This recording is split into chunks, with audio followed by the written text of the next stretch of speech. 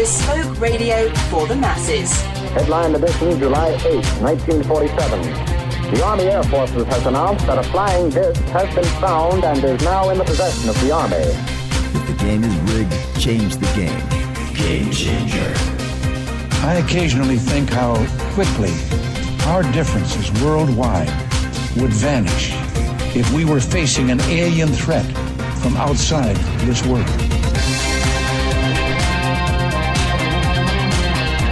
This is Fade to Black with your host, Jimmy Church, on the Game Changer Radio Network and KGRA, the Global Radio Alliance. I need your help to get to the year 1985. You're listening to Fade to Black with Jimmy Church on the Game Changer Network. Yeah, man, Fadernight. How you doing? How you doing? How you doing? It's Fadernight's Thursday night. This is Fade to Black, bespoke radio for the masses. That's right. Today's Thursday, June 1st, 151 days into the new year, just 214 days left. We are live from a bunker somewhere in downtown Burbank, California, and I would like to welcome everybody listening all around the world, all across the United States. Hither and thither, to and fro, back and forth, up and down, east and west, north and south, far and near. This is Fade to Black. For KJCR, the Game Changer Network, and KGRA, the Planet.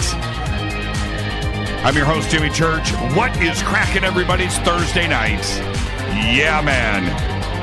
Which means we've got Jon Rappoport here and his No More Fake Newsroom live, followed by open lines all night long. Now, the call-in numbers are 323-825-5045 or 323-275-9695. Tonight, as we do at the first day of every month, Ronnie McMullen will be here in a few minutes with a huge announcement, so stay tuned for that. Big news coming from Ronnie. We've also got a few other surprises lined up tonight. Open lines all night long. Want to hear from you. We've had a remarkable week here on the show. And, kicked off Monday with Stuart Pierce. Tuesday, Jordan Maxwell and his grand return. Amazing show. Last night, Dr. Robert Schock was here. So we had a great week on the show. Lots of breaking news around the world and everything else that is going on in our community. And so lots of stuff to talk about tonight. Everything's always on the table here. You know that. We keep an open mind here. I do want to hear from you. Last night, before I get started, saw a remarkable video from Melinda Leslie, and it came in late last night. But that was shot out at Giant Rock. An absolute incredible video of a plane with its lights flashing, right? Its lights were flashing, literally chasing out in front two objects. And the chase, the entire video, it seems like it goes on forever. It's about 1 minute and 30 seconds. And in UFO land, that is an eternity. And it is obvious what is depicted in the video. It is a plane, don't know if it's commercial, if it's military, chasing these two circular objects that are in tandem. It's a crazy video. So if you haven't seen it, maybe we'll get it up there or get a link up to it. But if you haven't seen it, you need to. There's no audio with this that accompanies the video, but the video itself speaks volumes. It's incredible. I watched it last night like 4 times back to back. Couldn't believe what I was seeing. So there you go. We're going to get that up. I definitely want your comments on that. Have you seen anything lately? Were you out of contact in the desert? Did you see anything out there too as well? Were you at Giant Rock with Melinda? Did you see this? It's absolutely incredible. So there you go. We're going to do all of that tonight. Follow us on Twitter at JChurchRadio. Okay, here we go. Rita has just posted it here. And just let me do this really quick because I got to get this. You've got to see this video. Here is the Melinda video. Oops. It would help to spell Melinda correctly. There we go. Check it out. Boom. And it's pretty crazy. It's pretty, I guess the best way to put it is it's so clear as to what's going on here. I mean, you see the flashing lights on the plane, right? They're there. And it is on track and chasing these two objects until, well, you know what? Just watch the whole video. Just watch the whole video. It's nuts. It's absolutely nuts. Okay, so that's up. Follow us on Twitter at JChurchRadio, Facebook, YouTube. If you go over to jimmychurchradio.com right now, we've got a few updates over at the website and trying to make things bigger, better, and easier to do. But over at the website, especially with our membership area, we cleaned up. We got some automation going, and we got to thank Drew for that. Drew is just absolutely amazing at what he does. And so when you go to the membership area now, upgrading, we've got an upgrade right there. If you want to upgrade, just click on it. It makes things very, very simple. We had a few of you that were upgrading that were creating duplicate accounts. Well, now that is virtually impossible to do. We would have to go back and cancel the old one and this, so now it's automated, it's all streamed, and there you go. So there's that part of it, and it's really, really, really cool. You know what? It's pretty dang professional too as well. All right, so there's that. And our new sponsors are over at jimmychurchradio.com. So their banners are up. Please go and visit them. You can email me throughout the show tonight, Jimmy at jimmychurchradio.com. Simple enough. And any questions or comments during the show tonight, hashtag F2BQ.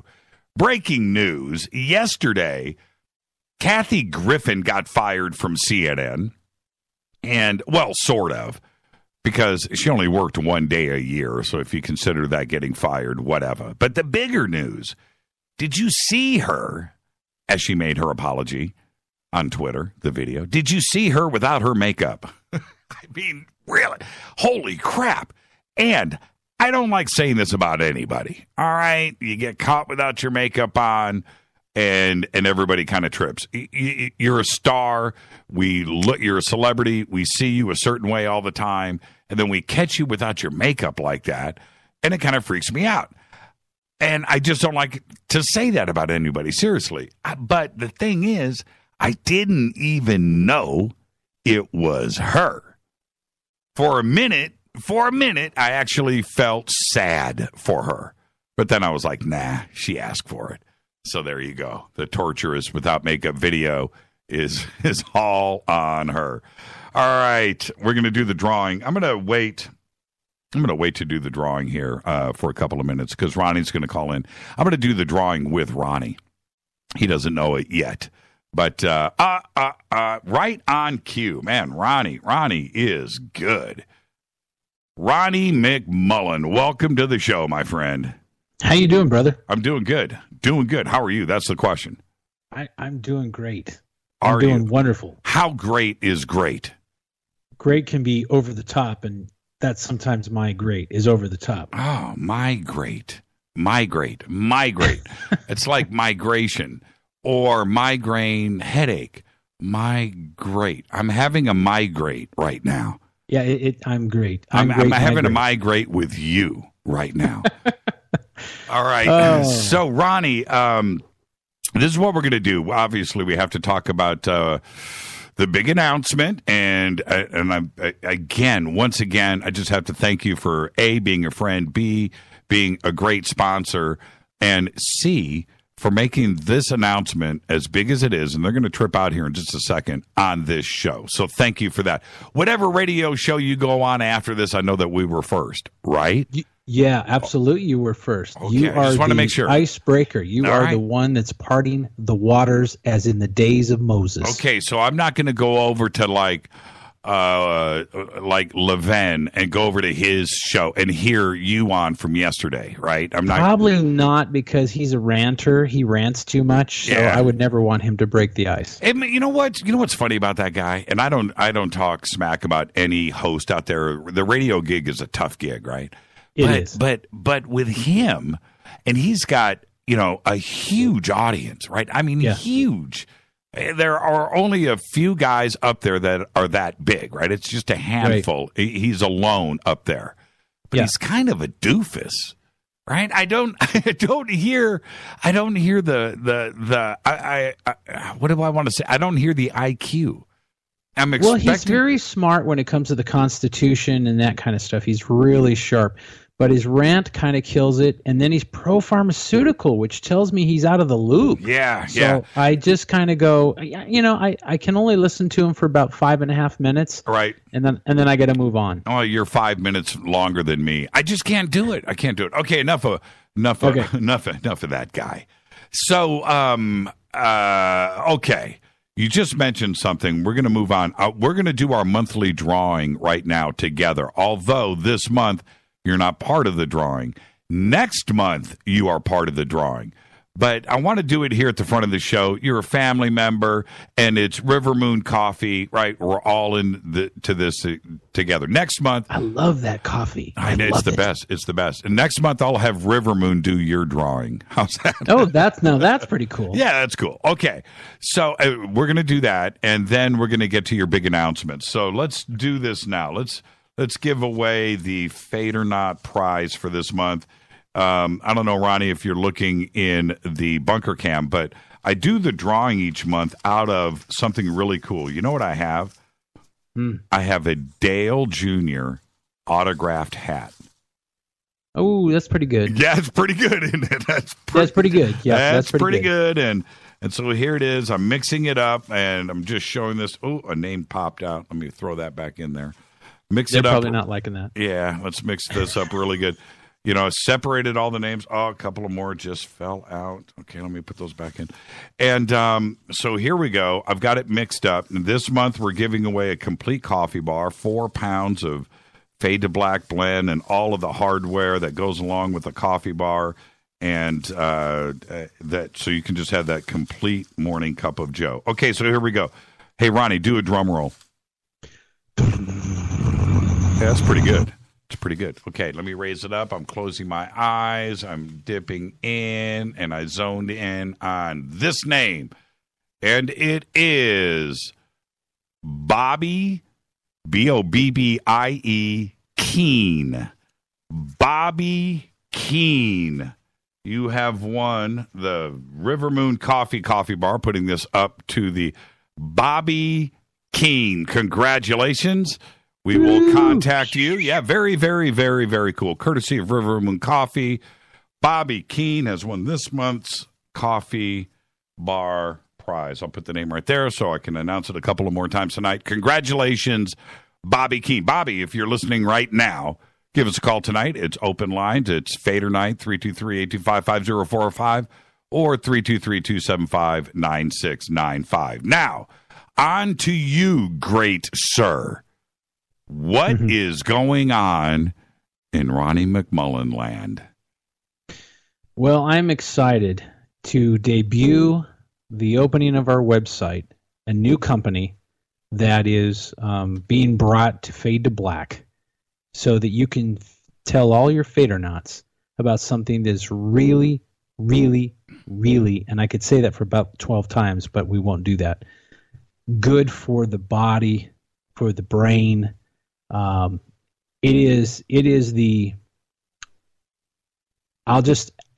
put it this way. It is so wonderful. Okay. And a lot of people already know about it, but they just don't know about this website. It is so wonderful that the pharmaceutical companies are going after this. They're making synthetic versions of this because they want to have their paws on all of it. So because of that, I have to be very careful what I say. And a lot of people are very sharp on your show. They'll be able to read between the lines. But I am going to say a few things that are dead on so they can understand the power of what this is. And so the name of the website is Ancient ancientlifeoil.com.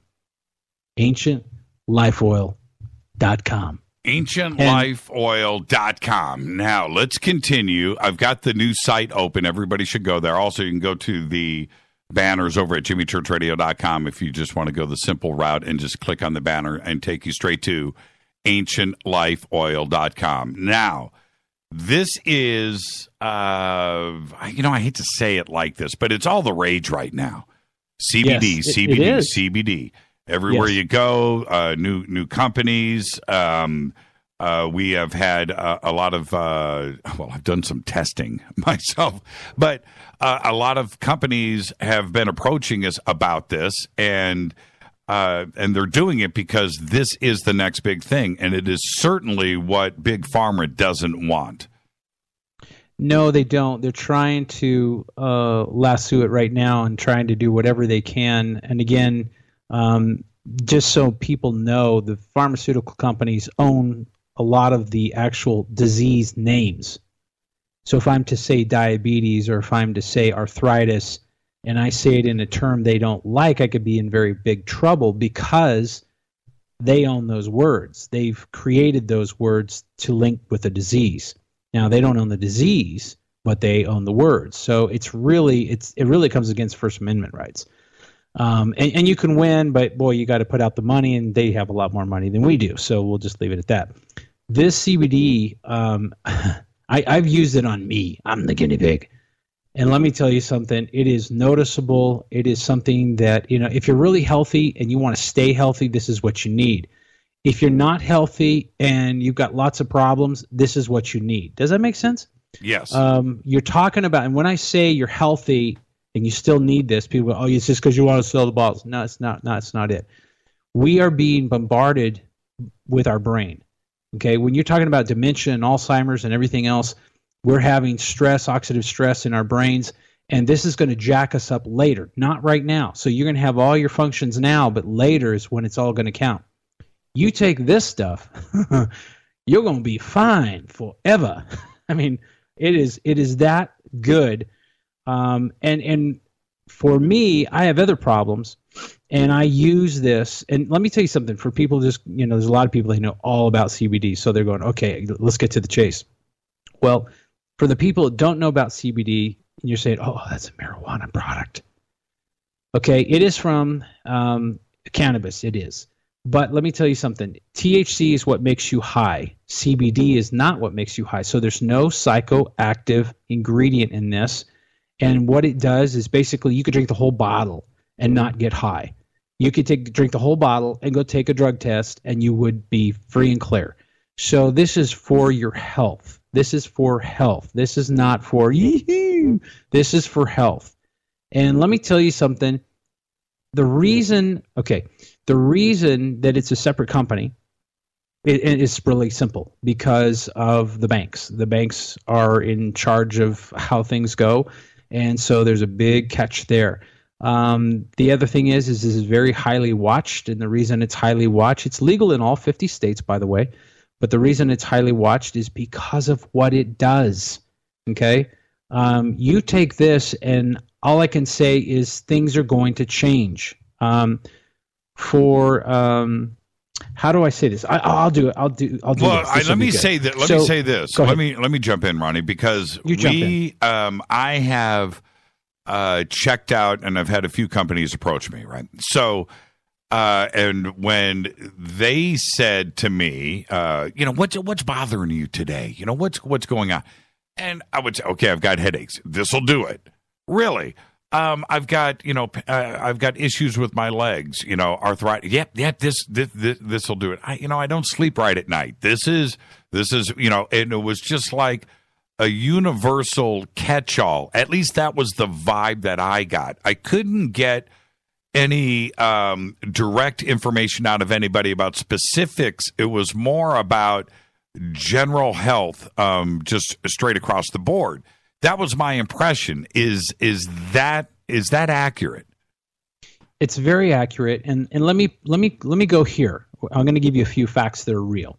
Okay, Governor Greg Abbott signed a bill into law that allows Texans, okay, with epilepsy to use this cannabis, this non-psychoactive CBD cannabis, to treat their symptoms. Okay, that's a signed bill into law. Why do you think that is? Because people with epilepsy are getting better. Okay, yeah, so that gives you an idea how strong this is. I don't know if anybody has friends or epileptic, but let me tell you something. This is something else. Now, we'll do something else that's kind of cool too, which is we're a lot like dogs. Okay, so I'm going to read you what it does for dogs. Okay. Okay. And let me, by the way, I'll just have to tell you my own little personal. I have a white boxer, and I love my dog deeply. He's almost 7 years old. He's allergic to air. He's allergic to everything, and it's probably because of the white pigment. He's not an albino, but he's just a white dog, and he looks like he's just a beautiful guy. Anyway, he gets everything. So he gets little bumps. He gets this. He gets that. Okay, I give him, and I call it, of course, it's how you talk to dogs. I go, would you like a CBD treat? And you ought to see him light up. I mean, he'll do a dance and look like Michael Jackson for you. So I give this to him, and let me tell you something. It's helping him with his autoimmune diseases, okay? And like I said, my dog's allergic to air. So let me just go here with dogs. Among chronic conditions, it can help with arthritis, compromised immune systems, stress responses, aggression, and digestive issues. These are the studies under the CBD's effects on type 1 and 2 diabetes, organ diseases, and cancer for dogs. With big pharma and something like this coming out, it would effectively, put them out of business, right? I mean, I could not imagine how much you're on it. Yeah, you're on the hot spot. Yeah, and I'll tell you something else, Ronnie. And for everybody, it's ancientlifeoil.com. Just go and check it out. There are 3 different what's the word? Dosages. Milligrams. Yeah. 200 milligram, 500 milligram, and 1,000 milligram. And the 1,000 is like rock your world. Okay, so we'll talk about that in a second. But let me just say this: Big Pharma. Rita and I were talking about this last week. Our generation and below. Let's go with 50 and below, because if you're 50 years old, that means you were rocking the house as a teenager in 1970, right? So 75, 1980. If you're, 50 years old today, 1980, you were partying. You were the beginning of the MTV generation. So let's go with 50 and below. That generation, which is very closely in the next 10 years, is going to absolutely rule 100% of the United States, 100% of the world. And that generation now recognizes that they don't want to take pills, that they don't want big pharma. They are so against, and big pharma doesn't realize this, that they are 10 years away from probably a 95% drop in prescriptions. A 95% drop in everything. It's going to get to the point where you're going to need insurance for if you break a leg, but you're not going to need insurance to go and get healthy because there are products like this out there now. And it's the truth. We get it. Our generation gets it. Big Pharma does not realize how close they are to the edge of the cliff. They do not. It's like the cigarette industry, right? Think about how powerful it was in 1965 when everybody at NASA at Mission Control had an ashtray in front of them and everybody smoked in the United States. You know what kind of money they were rolling in? Today, they ain't got nothing, right? It is 1/100th of what it was. And that's what's about to happen to Big Pharma because of products like CBDs. CBD is totally natural, too. This is something that, and people can say, oh, it's part of the marijuana plant. Well, there's a male plant and a female plant, and I don't want to get into all that. But let's just put it this way, okay? Again, non-psychoactive, so which means basically you are not going to get high. You could go, whoops, I drank 2 bottles worth. You're not going to get high. There is a researcher out of Hadassah University Hospital in Jerusalem, reported in 2006. So this has gone back, 10, 11 years, okay? Reported 5 milligrams per day. This is in mice. CBD significantly reduced diabetes in mice from 86% to 30%. Wow. 86 to 30. So these mice that had diabetes, and of course, I think it's interesting too. I caught this word and I was like, huh? Okay, I don't know if anybody ever out there has read this, but it was called Drug-Induced Diabetic. Now, can you take the CBD oil and now drink Coca-Cola again? I wouldn't want to. Well, I'd Mexican be like, Coke. corn fructose over the top of CBD. I'm not sure where we're going here. Yeah. What about Mexican Coke? Just joking. Yeah, I know. No, I'm not. No, it's let me tell you something. If you want to be healthy, and the diabetes can turn into a very scary deal. I mean, you've heard the scaries of amputations and eye problems and everything else. Well, they've also done studies on retinopathy, which is comes with the whole diabetes issue if you are not controlled. And let me tell you something. If you have diabetes out there, do not play games. Do not play games with this. It will get you. Right. But let me tell you something. It doesn't have to get you if you do the right things naturally. And if you do, and if you get a little bottle of this, you might be finding yourself to be a test guinea pig. And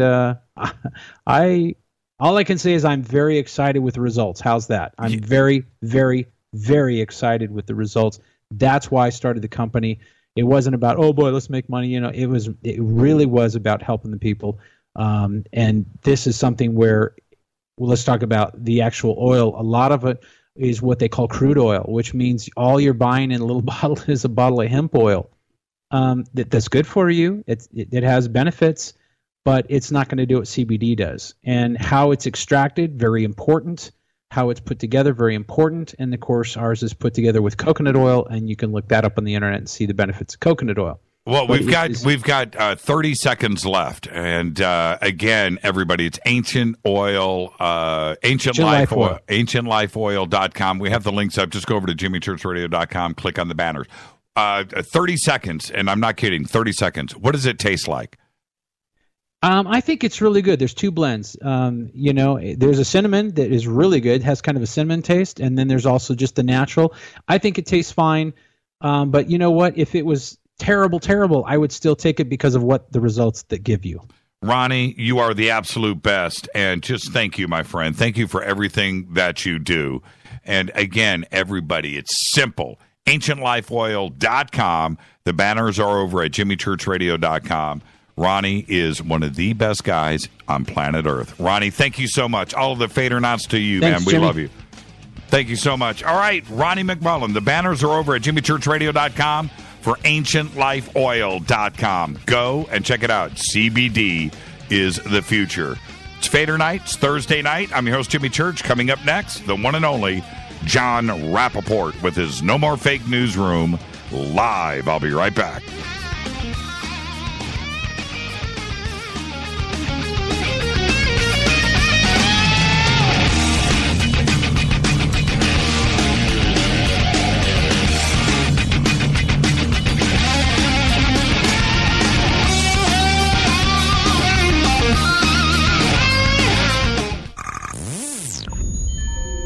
You're listening to Jimmy Church, Fade to Black.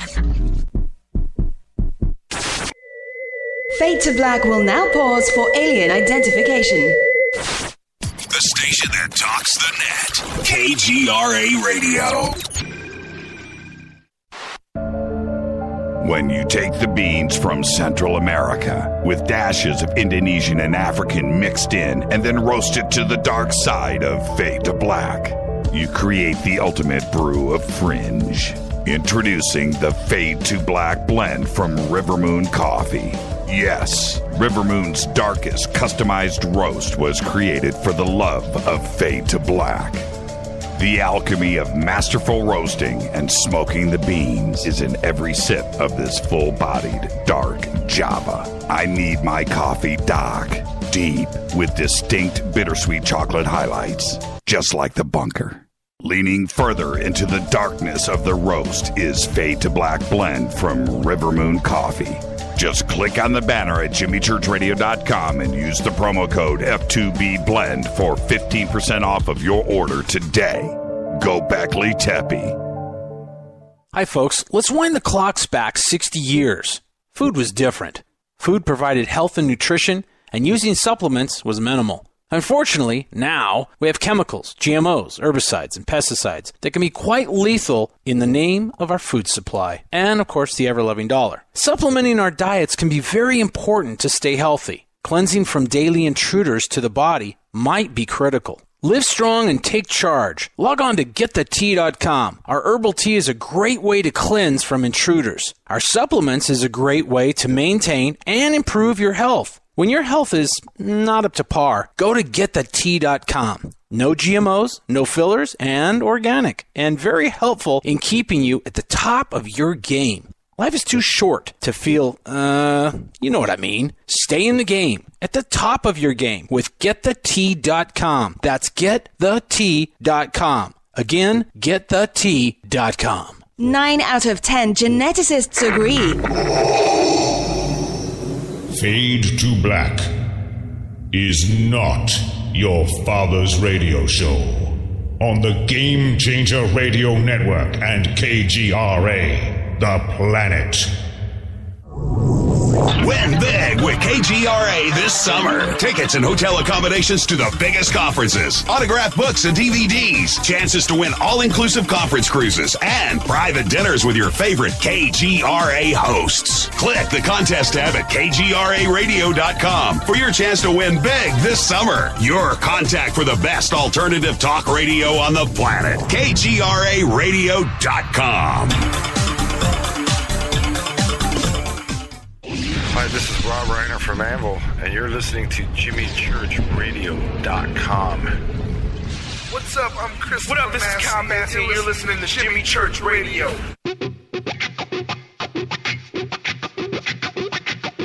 And now, coming to you from the No More Fake newsroom in deep space, which is the space that we suspect to be true, that the world as it is fed to us every day by the Ministry of Truth is a lie, a false reality, a movie projected on the screen of our subconscious. This, however, is the breakout. All the screens crash, they all go down, and we see the light of day. A new day.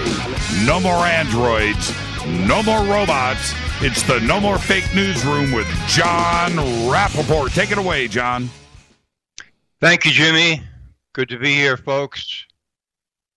Here we are. Big day. Historic day. So we're going to cover what happened here. Trump, the Paris Climate Treaty.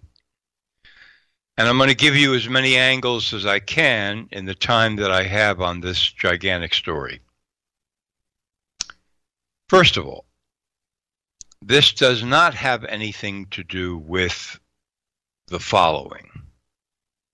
What Trump has done to shatter international accord among nations by withdrawing from the Paris Climate Treaty, rejecting the Paris Climate Pact. This does not have to do with how much more discord Trump is sowing in America. This does not have to do with how much more horrendous stuff he's bringing down on his own head. Yes, stories could be written about these things, but that's not the core of the story. From a reporter's angle, I'm talking. Because obviously, we want to get down into the guts of this and see what it is, in fact, all about. So the first question is the science about climate change or man-made warming actually settled, as everybody in mainstream assures us it is, including many reporters and talking heads on television and news anchors and politicians and celebrities who really know nothing themselves about what it means to say the science is settled. So let me give you a few examples. Let's take the case of Freeman Dyson, physicist, mathematician, professor emeritus at Princeton's Institute for Advanced Study, fellow of the Royal Society, winner of the Lawrence Medal, the Max Planck Medal, the Fermi Award. Freeman Dyson, quote, "What has happened in the past 10 years is that the discrepancies in climate change models between what's observed and what's predicted have become much stronger. It's clear now the climate change models are wrong, but it wasn't so clear 10 years ago. I'm 100% Democrat myself, and I like Obama, but he took the wrong side on this climate change issue, and the Republicans took the right side." October 11, 2015. Dr. Ivar Gaever, Nobel Prize winner in physics, 1973, statement made on July 8th, or reported on July 8th, 2015, "Global warming is a non-problem. I say this to Obama, excuse me, Mr. President, but you're wrong, dead wrong." Green guru James Lovelock, who once predicted imminent destruction of the planet via global warming, quote, "The computer models just weren't reliable. In fact, I'm not sure the whole thing isn't crazy, this climate change." Reported by The Guardian, September 30, 2016. And this represents only a tiny fraction of the non-settled science. I'm going to scroll up through another story of mine here, give you further on this.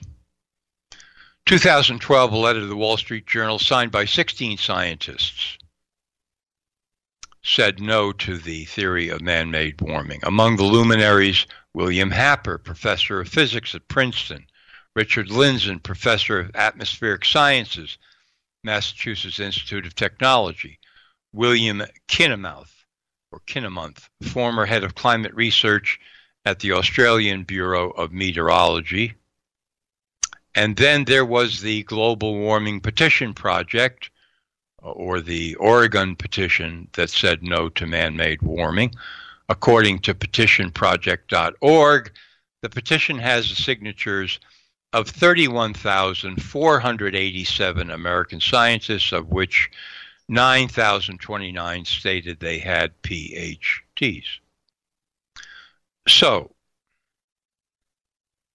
people can say the science is settled. The science is not settled. On the basis of non-settled science, we have had a massive push by globalists around the planet for a very long time, including the United Nations, which is a representative, you might say, of globalism, to insist that man-made warming is very real, the science is settled, there's nothing more to discuss, and the imminent destruction of the planet is near. And that has prompted the various meetings, conferences, statements, so-called treaties. Point 2, the Paris Treaty on Climate is not a treaty, especially as far as the United States is concerned, because Obama signed on to it, and it is a statement requiring nations to give huge amounts of money to so-called less advanced countries, as opposed to keeping the money themselves. I can hear you in the studio, Jimmy. I can hear you in the studio, Jimmy. Okay.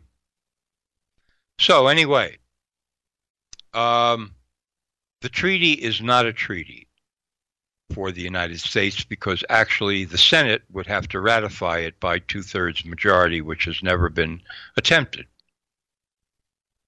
So when Obama signed on to it, he was making a kind of non-official declaration across the board that he was committing the United States to this agreement on no legal constitutional basis whatsoever. That's a fact. Point 3.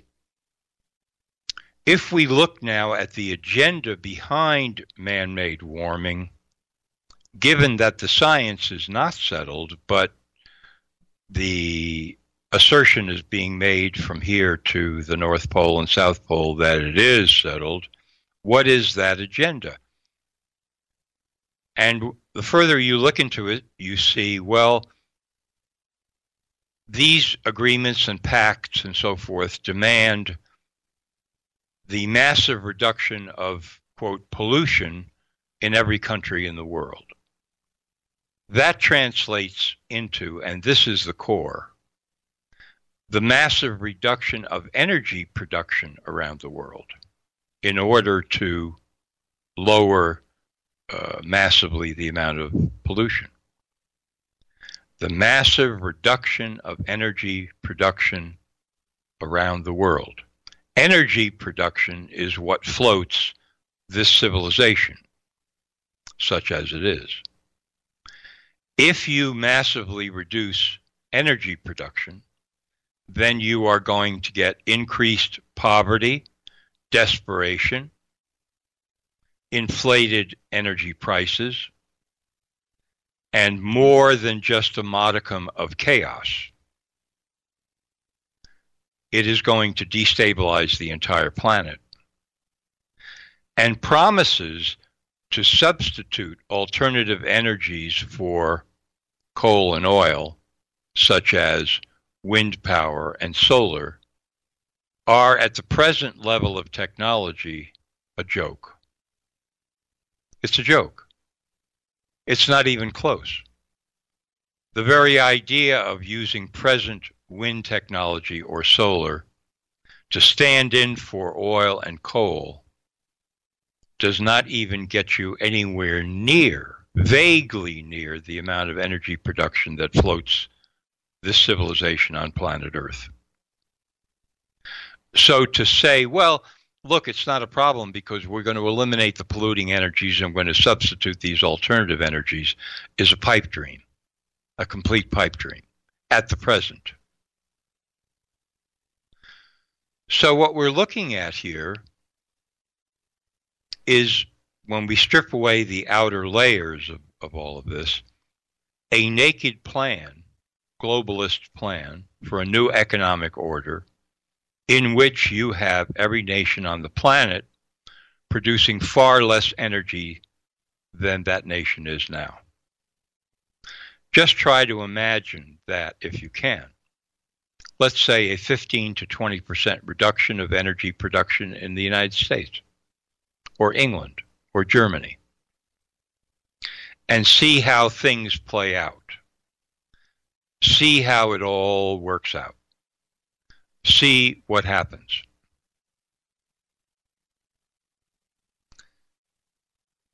Global warming, to quote one of my articles recent, is one of the Rockefeller globalists' chief issues. Manipulating it entails convincing populations that a massive intervention is necessary to stave off the imminent collapse of life on Earth. Therefore, sovereign nations must be eradicated. Political power and decision-making must flow from above, from those who are wiser. Globalists want all national governments on the planet to commit to lowering energy production by a significant and destructive percentage in the next 15 years. Their real agenda is clear. The only solution to climate change is a global energy management network. Globalist leaders position and claim that they are in the best place to manage such a system. They would allocate mandated energy use levels throughout the world, from above, region by region, nation by nation, and eventually citizen by citizen. That's the vision. That's the globalists' holy grail. That's the agenda. That's what is at the core of all of this. Now, I would be remiss, however, if I did not point out that there are alternative energies that have already been developed far more promising in their potential reach than present technology of solar or wind, that could be deployed around the planet. And without going into a long song and dance about each one, I will mention two. One is hydrogen energy, and the other is water turbines. Turbines of various sizes and dimensions placed in rivers and ocean inlets. These technologies work. They produce potentially, depending on how much is deployed, huge amounts of energy. Hydrogen is obviously easily available throughout the planet, and water currents can turn turbines to produce electricity. Would some government subsidy perhaps be necessary to get these off the ground, to support them? Yes, I would say so. But only a tiny fraction of the subsidies and devious loopholes and so forth that have been offered to the oil and coal industries over their history. So to say that turbine energy, water turbines, and hydrogen are not cost effective is to manipulate the truth. With a certain amount of government subsidy, to repeat, but not nearly the degree or level that's been accorded as favors to the oil and coal industries, these alternate technologies could be launched hugely. But the problem is, of course, that the energy companies that now control energy on planet Earth do not want these technologies to be deployed because they could become ubiquitous and out of their own control very rapidly, because the technologies are well known and well understood, could be manufactured by thousands of different companies, which would cut into the oil and coal, natural gas monopolies. So these and other technologies for energy are on the shelf. This leads us one level deeper into the globalist agenda, which is to create, maintain, sustain the illusion of scarcity on the planet. And in this case, the illusion of scarcity for one of the most valuable commodities on the planet, called energy. If these companies admitted that, in fact, when it comes to energy, we are living in a sea of abundance, not scarcity, the entire paradigm would shift. The entire paradigm would shift. It's not that these giant energy companies could no longer make profits. They would be very well positioned to make profits. How many water turbines could they produce? How many hydrogen energy producing units could they produce? The number is virtually unlimited. The profit margins would be smaller on each unit, but the number of sales they could make around the planet would be absolutely enormous. It would require a redirecting of their resources, their plans, their vision, their attitude toward Earth and Earth's population, which they are not prepared to adjust. They simply aren't. That is a major, major problem. So, That's the situation that is facing us at the moment.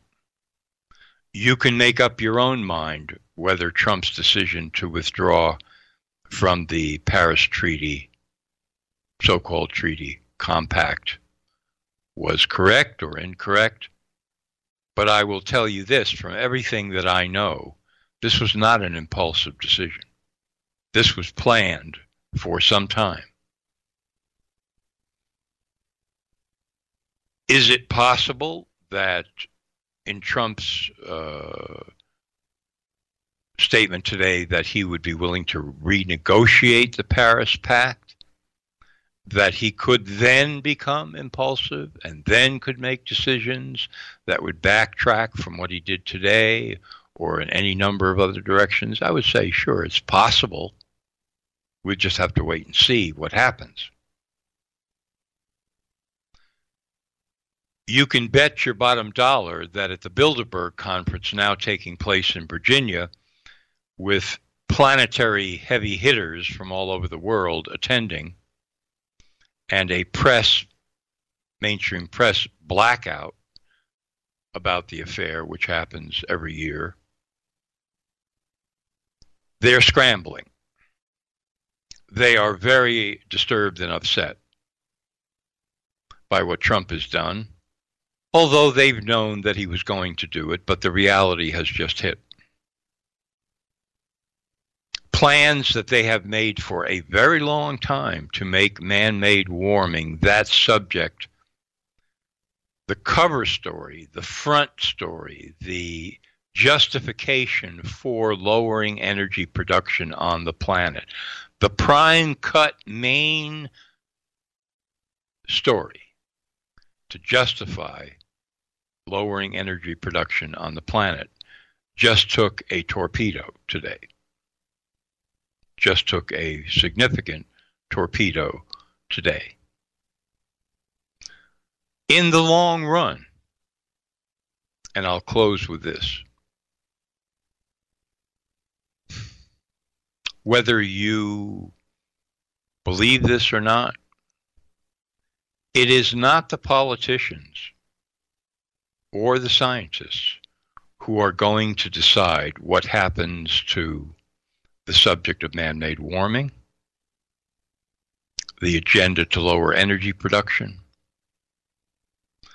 the paradigm of scarcity rather than abundance. It's you and me and everybody else. We are the ones who have to make up our minds what the real story is here. And depending upon how many of us go public with what we truly have discovered and believe, as opposed to Hollywood stars freaking out and politicians freaking out and global bureaucrats and European Union bureaucrats freaking out and people screaming the end of the world is now really near and all of that. It is the people and their willingness to come to their own independent conclusions, stand behind them, go public with them in whatever venue they choose and they find possible, that is going to move the wave in one direction or the other, regardless of who's in the White House, who's in the Senate, who's the Prime Minister of England, etc., etc. If there is no public response either way on this issue, the globalists in the long run, I predict, would win, and their agenda would win in the long run. So there's my report for tonight, and I thank you very much for your attention. Crazy day today, John. No doubt. I don't know. Well, we've had a few crazy days in the last, since January, but pretty strange reaction from everybody out there. Oh, by the way, only you can hear my microphone. The audience can't. And so thank you for not announcing to the world who I was speaking to on the phone. I know you kind of tripped there for a moment, but thank you for not doing that. But anyway, the reaction that the media is trying to put out there, whether it's accurate, when we're talking about, certain European leaders or world leaders, or the left or the right here in the United States, that this is an isolationist thing.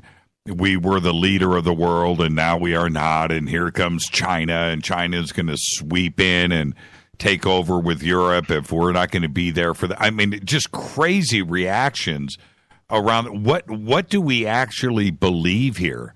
Do we just kick back and ride this out? I mean, I don't know how to feel. Well, first of all, to me, all these stories that you're talking about here, they're completely false, because they're all based on the premise that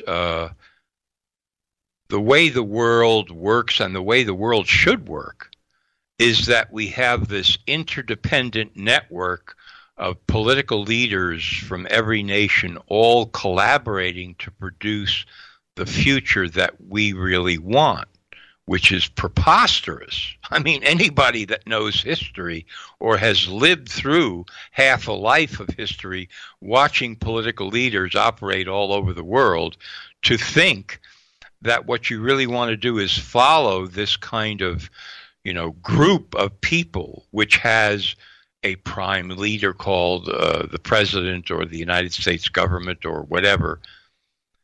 Wow, that is a complete fallacy. That's going down a really dangerous road to believe that. Right. So this whole business of the international community is, just completely hysterical about this, and China is now going to become the leader of the world overnight, and America forfeited its position and so forth.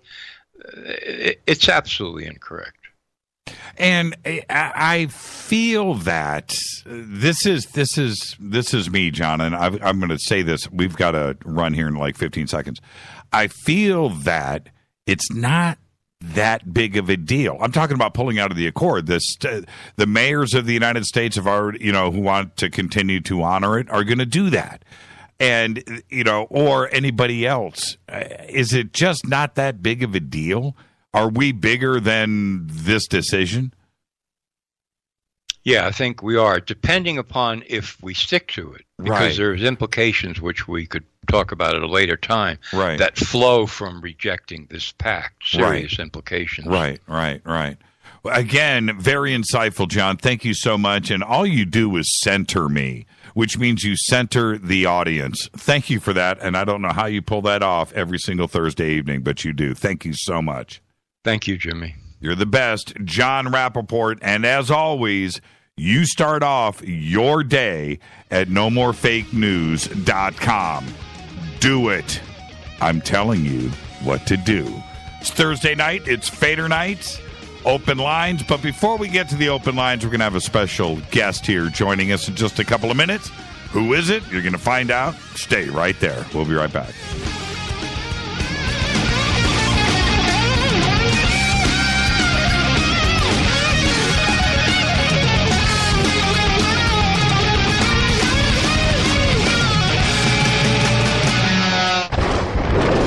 This is Fade to Black with Jimmy Church on the Game Changer Radio Network and KGRA, the Global Radio Alliance.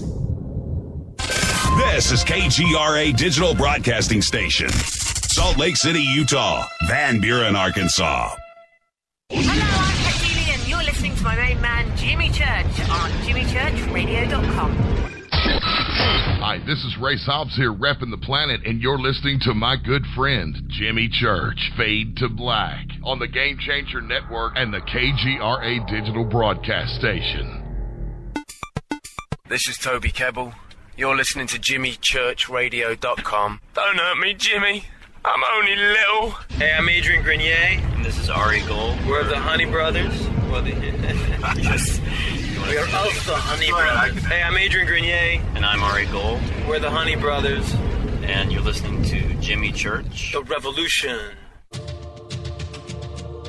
Ancient Life Oil. Life-changing, the real oil. CBD is truly ancient life oil from the source. This oil has no psychoactive effect and is also legal in all 50 states. When you're healthy, you're happy. The truth about this wonderful plant is that it wants to give back to mankind life, longevity, and happiness. Ancient Life Oil are golden grade, all organic, non-GMO, and infused with high-quality liquid coconut oil. It's simple. Just go to ancientlifeoil.com today. That's ancientlifeoil.com. The best, purest, organic, and non-GMO CBD in the world. Go back, Lee Tappy. The statements made regarding these products have not been evaluated by the Food and Drug Administration. These products are not intended to diagnose, treat, cure, or prevent any disease. Please consult your healthcare professional about potential interactions or other possible complications before using any product. What's up, Fadernauts? Studio Dome loves Fade to Black and the F2B audience so much that they have put together the ultimate stereo Bluetooth system. They've done it just for you. Man, check this out. The Studio Dome SBB2 stereo system is here. It's featuring 2 Studio Boombox 2 SBB2 wireless Bluetooth speakers, packed in its own custom hardshell case. This Studio Dome system features the very latest in stereo Bluetooth technology. The 2 full-range boomboxes are in true wireless stereo. You've got to hear this. It's amazing.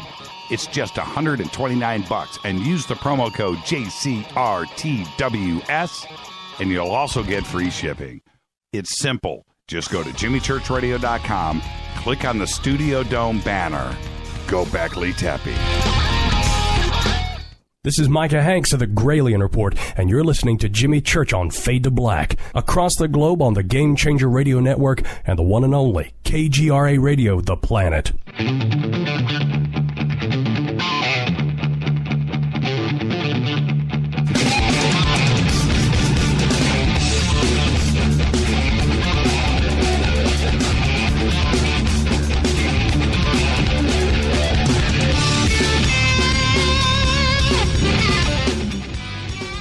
Welcome back. Fade to Black, Thursday night, Fadernight, open lines all night long. All right, you know the drill. 2 numbers. I'm going to hold off right now on opening up the phone lines, but we'll get to it. 323-825-5045, 323-275-9695. I'm your host, Jimmy Church, on the Game Changer Network and KGRA The Planet. Today is June 1st. What does that mean to you? Well, if you have been following a couple of different, I just want to say a couple of different words out there, a couple of different words. Cicada, right? Have you been following it? The big countdown, right? Now, we had yesterday, May 31st, today, June 1st. What is going on? What is really going on in 3301 world? Well, you know what? In my opinion, there's only one person to ask, and that's Defango. Defango, good evening. Hi, how's it going, my friend? It's going. How is it going in Defango world? Oh, you know, with all the alien technology for energy and all these new puzzles that are coming out from Cicada, it seems like it's been a very, very interesting time in just the last 2 days. Lots of changes, and then what? Even got that Bilderberg meeting going on. Yeah. It seems like an interesting time to be living. It certainly does. It certainly does. Now, I was expecting, a lot of us were, for the magnetic north and south to shift, right? Like, this was a big 24-hour period, yesterday to today. Did the Earth shift? I don't think that the Earth shifted. I mean, I didn't feel it. I think the biggest thing that I felt yesterday was the, impending doom of what those hackers told the Bilderberg meetings last year. That's what I really felt. Right. And yeah, exactly. That's actually pretty cool.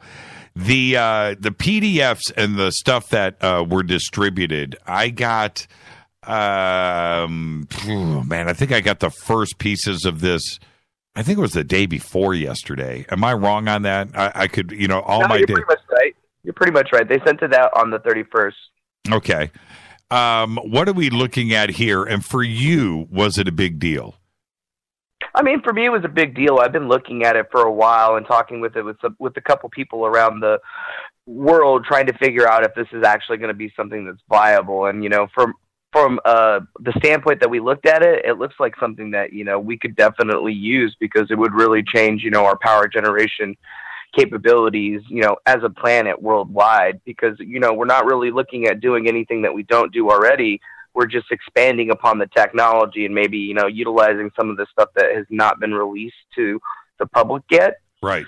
So, we're talking about taking actual sunlight and capturing it and compressing it, into a beam of light and transporting it places. So we're not even talking about solar panels and, having to have a conversion. We're talking about direct, a direct beam of light, and that right there is something that, the world sorely needs, because, there's enough sunlight out there that can be captured in this manner to pretty much power any type of turbine engine. And as we know, every single nuclear power plant and all the coal plants and stuff, most of them are just turbines that use steam to generate electricity. Why not use the power of the sun? Well, okay, now we're going to get to that. We may have jumped ahead just a little bit. For the audience out there that may not know or have a clue what you and I are talking about right now, let's talk about these two puzzles. Let's start with Cicada 3301. What is it? So Cicada 3301 is a puzzle that is online on the internet that seems to be almost prophetic in nature. They've been able to predict a lot of future events, and it seems that they're releasing a lot of information about what's really going on in the world in a really meaningful way through the use of cryptography, music, and other forms of puzzles. And I mean, heck, you even have to go out into the world and find things like I did. Like I found the Spear of Destiny in the middle of the desert in California. Quite weird. And, a very complex puzzle. It's been out there now for how many years? Oh, probably 4 to 5 years. It's been since 2012, so 5 years. Yeah, 5 years. Okay, then we have something else, and that's Tengri 137. What is that?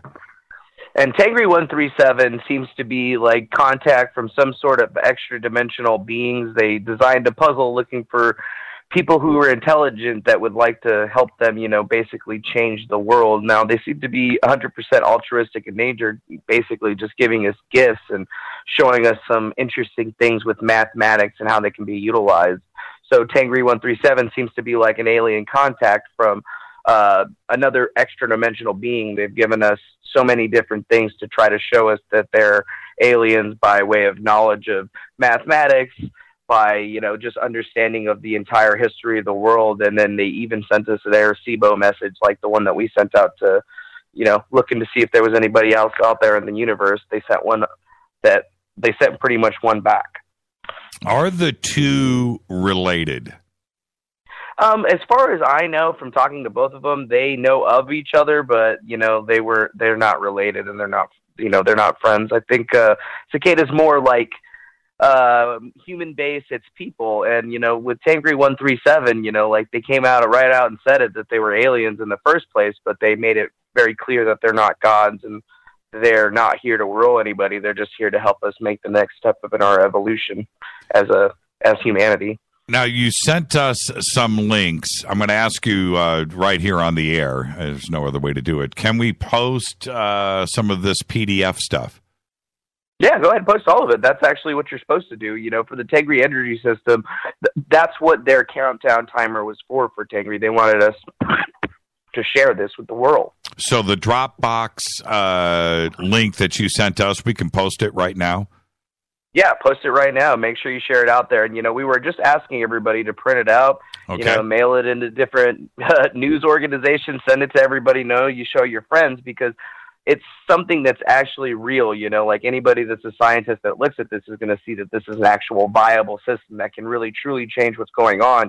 And I think the best thing about it, it's already, been put into the public domain, so nobody can just patent this thing and make it go away. So part of the flood, in the sense, if you look at the Dropbox folder, it's called the flood. We're supposed to be just sending that information out to the world so that everybody can see and understand it, so that it can't be stopped, like we've seen in the past with people making water engines like Stanley Meyer and such. It's utilizing an old tactic like a chain letter from the 1970s in a very, very different way, because we're actually doing it through the regular old school snail mail. So, people that are older can kind of understand, what we're trying to accomplish. At the same time, we're utilizing the internet and every single piece of medium that we can get our hands on to, basically deliver this message out from Tengri, as a collective. And, it's up to people to decide whether they believe it or not. But there's an overwhelming, amount of information that they've given us to, kind of help us move along in the next step, because they keep saying, hey, if we don't fix our energy problem, within the next, 4 to 5 years, if we can't get this thing off the ground, we're, as a society, we're going to be basically going to be facing apocalypse now, because we can't keep what we got. Yeah, exactly. Now, when I started to read through this, why do I think it was the day before yesterday? It doesn't matter at this point, but we've put the links out there, and there's a README text. And I want to walk through this README text with you before we jump ahead and start to look at these, the manifesto and the energy PDF. But it says, hello to all friends. We are at the end of this incredible journey. We asked you to help us deliver our messages. We asked you to help us to change the world. We ask you to spread the love, humanity, mercy, understanding, and altruism. We have over 700, and that's in quotes, 700 friends in over 54 countries and 360 cities around the world. We are now many. We are ready, and we are flood. It's almost time to share. In only a few days, on May 31st, 2017, after our countdown, you can share our message. How to share, blah, blah, blah. We upload our manifesto PDF and our energy PDF after the countdown ends on May 31st, 2017. We are thankful for all this love, understanding, help, and support. We had a great time with our friends. We will never forget all the times behind this amazing mission. Every single message is important for us. We love you all. Tengri 137. So there you go. Now, I don't know how I got this ahead of the game. I don't think that that's possible, but I think it was possible. Yeah. We made it happen. Yeah, there you go. There you go. Because it's starting, you're messing with my head by saying this was yesterday, because I think it was the day before. Okay, let's just say it was yesterday. You got it on the 29th, or you got it on the I'm pretty sure you got it on the 30th, and then it went out to everybody else on the 31st. Okay, there you go. All right, I feel better. Where do you want to start here with this? You want to go with the instructions? You want to go with the manifesto? You want to go with energy?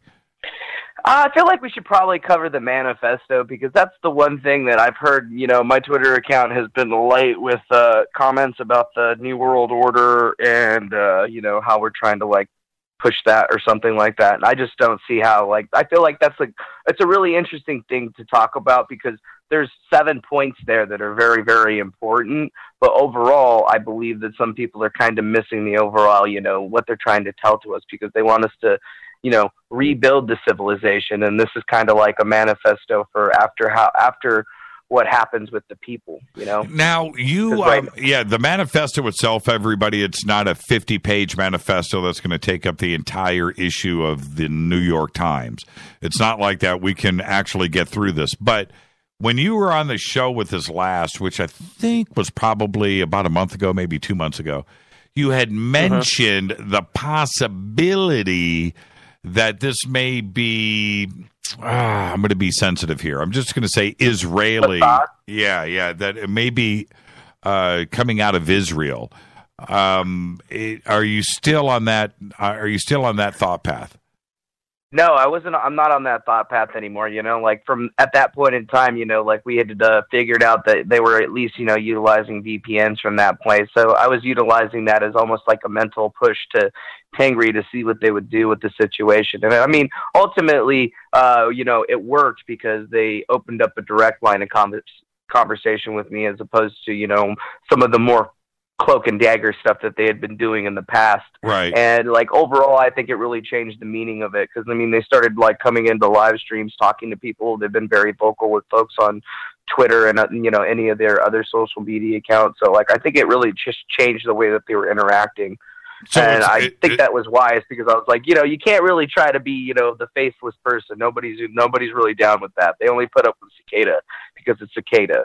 But, like if you're going to do this, you guys got to do it in a different way because, you need to make it different. It needs to be more meaningful. Right. And I think that they really did go with that. So it's not the Mossad.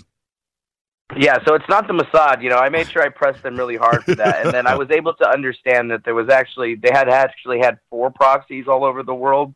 And most of them were actually not based anywhere near Israel, but they were actually using VPN, or one of them was actually using VPNs in Israel, but he was speaking in German. So it was quite interesting. So, some people still don't believe the whole alien narrative. And, I'm fine, but, they said that these 4 different people were, channeling them. And okay, all right. Channeling. Well, Bashar or something. Yeah. We're okay with that. That is always a possibility. All right, let's jump through this really quick before we hit this break. The Manifesto of Humanity. Now, I'm just going to say the opening line says, "To all humans." This message will reach humans on this planet through many different ways. Time is right to take the next step in your evolution. Time is right to change the current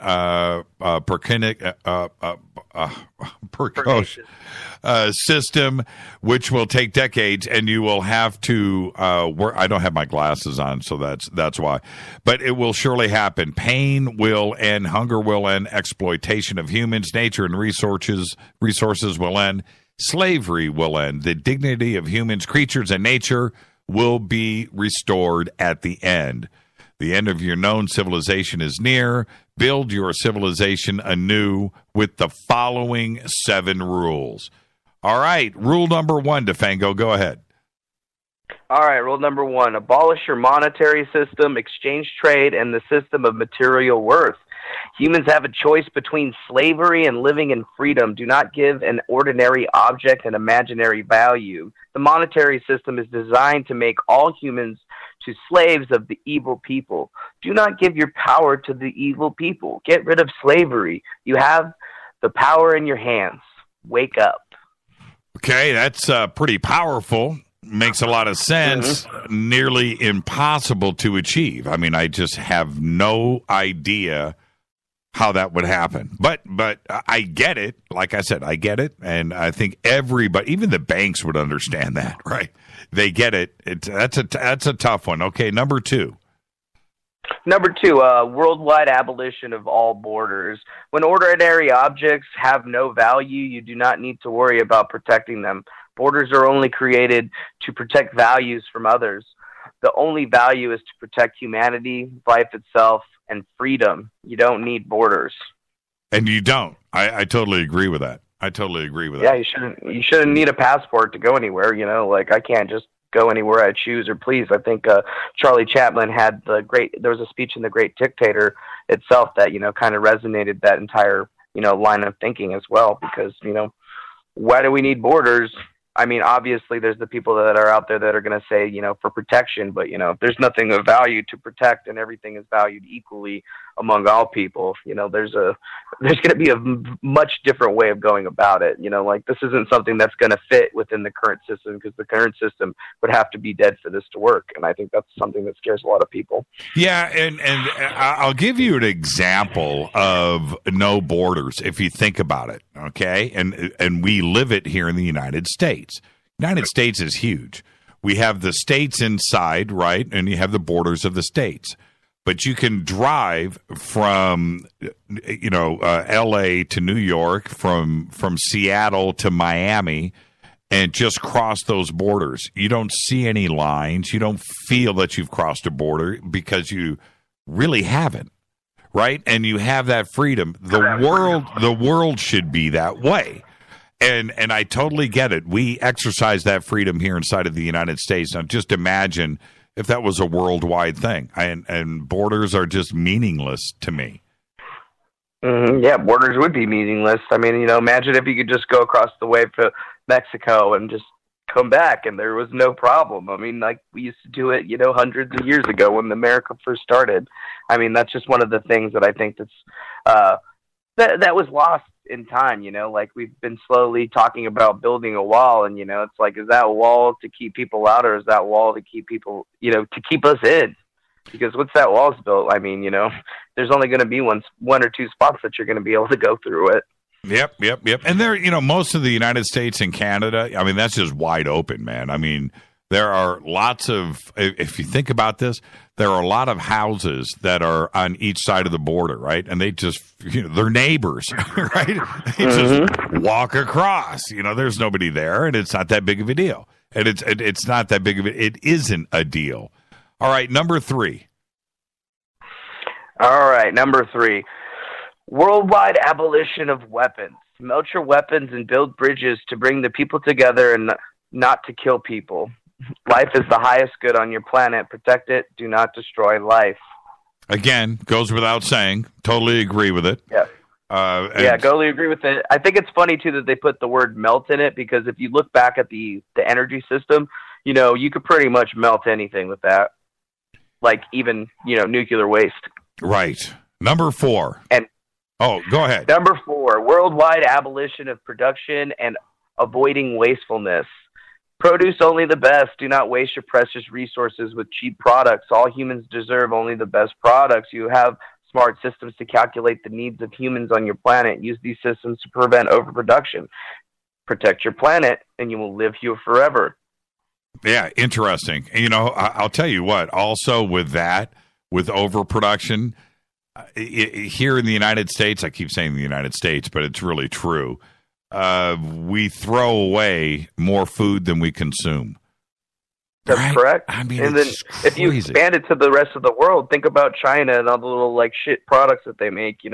Overproduction is something that has been within our society since the 1920s. When they designed planned obsolescence, they make shit to break, and then that shit gets broken and it sits in a landfill somewhere and nobody's using it anymore, and it becomes a problem. Remember, I have to beep you. So there you go. Okay, number 5. Number 5. All right, number 5. Worldwide distribution of foods, resources, and commodities without expectations of compensation. Some regions of your planet are barren. Humans in these regions need your help in the form of food, water, resources, and other commodities. There is enough for all humans. Bring it to them. Do not let any creature starve. Simple enough. Simple enough. Very simple. Yep. It's simple enough. It goes without saying, honestly. It really worldwide does. Distribution of knowledge and information without the expectations of compensation. That's number 6. The only thing which increases when it is shared is knowledge and information. That's exactly right. With knowledge and information, you can create a better environment for all humans and help generate new knowledge and information. Your information can be used by another to generate new knowledge. New knowledge from this can be used to generate inventions to help all humans. Share your knowledge without any expectations with all humans.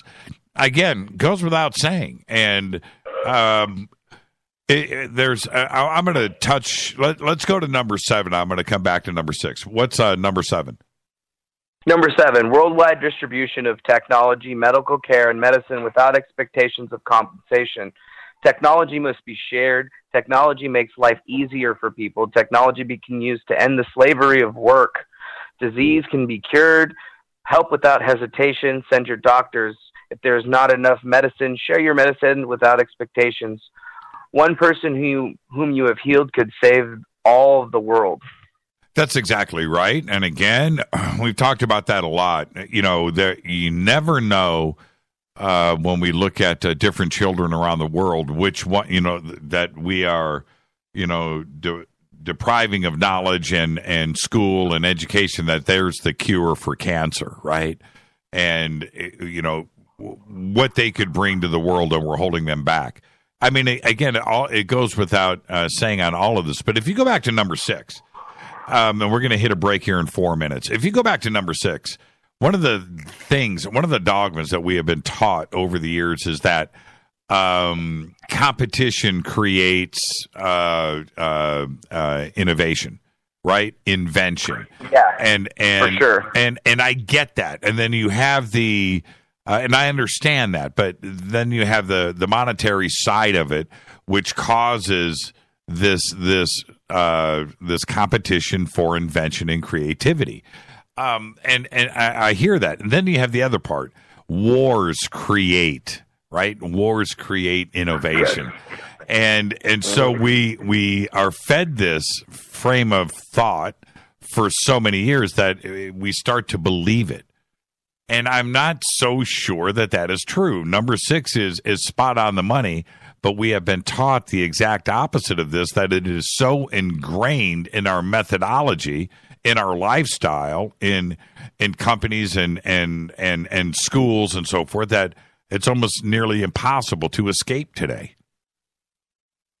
That is 100% true, in my opinion. I mean, it seems like the way that information has been, like locked away behind lock and key and, kept from humanity has really, really been detrimental in our overall growth as a species. Because, I mean, there's so much information out there that's out there that's been hidden from us that could seriously change, the entire game from everybody. But, that comes back into the deep state and, really what's happening in our world today, and I think that's an interesting understanding to really take in. Yeah, and we're going to be headed towards a break here. I want your comment on one other point. If you take away the need to work, right? You take away that from everybody, you're going to have a lot of very bored people walking around not doing anything all day long. Right now, you could go to school for the rest of your life. I myself personally would enjoy it, but that's not for everybody.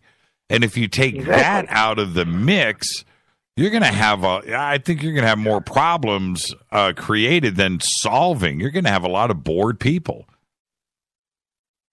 Well, it's something that I've even brought up myself, but I think that's part of the life that we're living, because regardless of these things happening, the AI revolution is already upon us, and here within the next couple of years, people are going to be losing their jobs in droves, and we're going to have this new class of people that basically can't work or aren't even going to have jobs because there isn't going to be any dang jobs, because the robots are going to be doing all of them.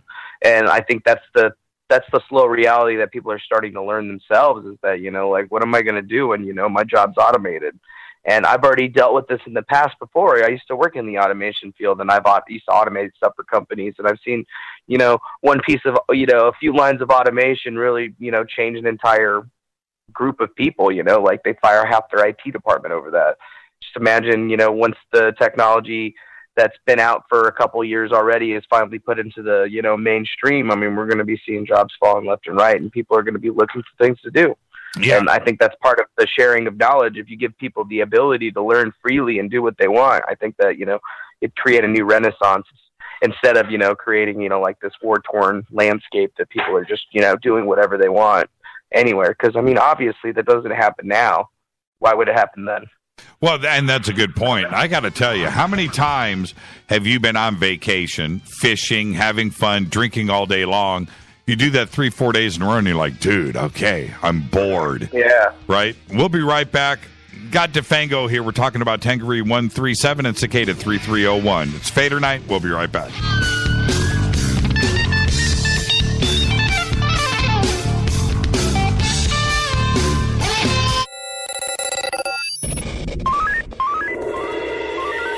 Way out here, we listen to Jimmy Church. You're listening to Fade to Black.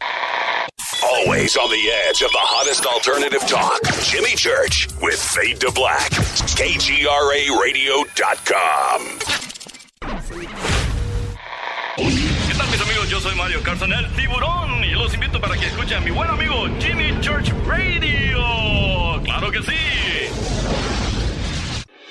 So I get out of the shower this morning. I'm looking in the mirror, and not to brag, but my beach body is coming back. I'm not fearing shorts and bathing suits this summer. And thanks to naturesyouth.com, I'm here to help you too. The anti-aging experts, Nature's Youth RSF, they've developed an all-natural amino acid supplement that supports my body to naturally increase HGH levels without synthetic hormones.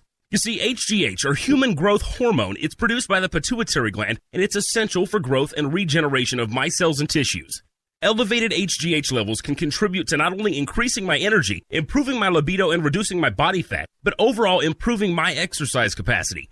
Now, just by watching what I eat, doing a little exercise, and taking my daily dose of Nature's Youth RSF, I'm in a swimsuit, and I'm happy to be there. My beach body is back. I want you to get yours. Join me today and look better and less with help from Nature's Youth. It's easy. Go to naturesyouth.com. That's naturesyouth.com. And bring on the sunshine. You listen to us, and we listen to you. And so does the CIA. KGRAradio.com. Hi, folks. CBD is the home run hitter for health right now. Why, you ask? Because of what it does for the body. Unfortunately, I can't tell you all about the benefit. You know, there's reasons. Do your due diligence and log on to ancientlifeoil.com. That's ancientlifeoil.com. Ancient Life Oil uses organic ingredients and is blended in coconut oil for some of the best benefits. Legal in 50 states and non-psychoactive. Log on to ancientlifeoil.com. That's ancientlifeoil.com. You are listening to Fade to Black with Jimmy Church on the Game Changer Network. Oi, oi, I'm Reese Evans. You're listening to Jimmy Church. This is Revolution. The revolution will not be televised. The revolution is on radio. Ciao.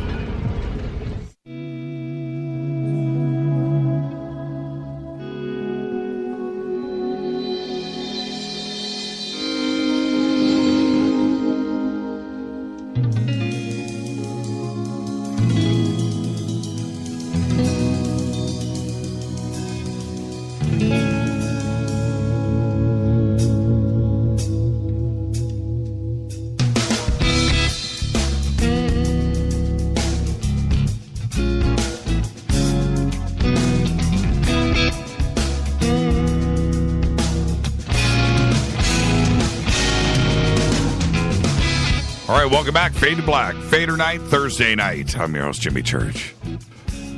Today's the big day, June 1st. We have a couple of things that have been going around the net that have been, absolutely huge. Complex, too, as well. I'm talking about Cicada 3301 and Tengri 137. And on with us right now is Defango, who has been at the center of both in trying to crack what is going on, but has made some amazing progress, too, as well. And Defango, welcome back to the program. Hello. Yep, we're live. I want to go over now for everybody the energy PDF. Now, when we talk about alien and nature and ET, Tengri 137 has been trying to give us this, like it is coming from off planet. Now, we look at this high compressed solar light, free, clean, and infinite energy. And you look at this PDF. Does this feel alien in nature to you as far as the technology goes? Oh, not really, honestly. Like the technology itself, I mean, the overall understanding, it would have to be somebody that really, really thought about this and like in its entirety. The entire system seems to be like somebody that's been able to look at a planet and been like, all right, we'll just do this. If we do this to the planet, we'll have as much juice as we need. But this definitely takes a lot of stuff that, people all around, like the technology itself isn't new, but this is definitely a very, very different take on something that's been existing right now. Heck, we got a similar type of solar plant in Nevada. That's the biggest one in the world that, basically uses, the same theory to generate electricity through steam. Right. And it's one of the biggest ones that's out there right now. Now, they're talking here 12 connected main solar plants around the globe, right? And you put this together and then that's it. We can just stop worrying about everything else. Yeah, pretty much. I mean, there's still going to be other parts of the system that would be having to go in here, but this is basically the two main things that we would need to totally expand, our current energy infrastructure that we have. Now, with the way that they're talking about utilizing these parabolic mirror arrays, they're not Fresnel lenses like a lot of people were talking about, which most of the solar plants that we have now utilize.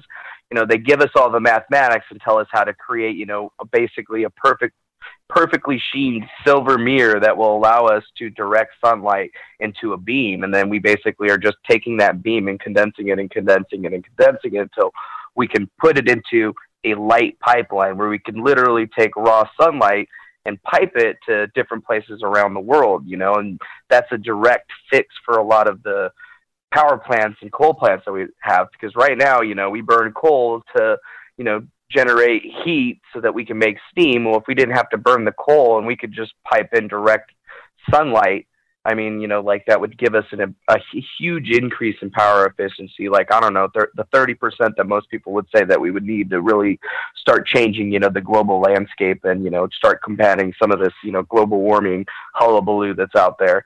Because obviously, you know, like this is something that would definitely help, and it's not new. It's just that the application is so well thought out. It's like somebody that's really looking at the entire planet as a whole was able to frame this out and say, hey, if you do this, this will work, and, you know, you'll have more energy. Everybody will have energy, and if you ever need to get energy anywhere, all you have to do is pipe it.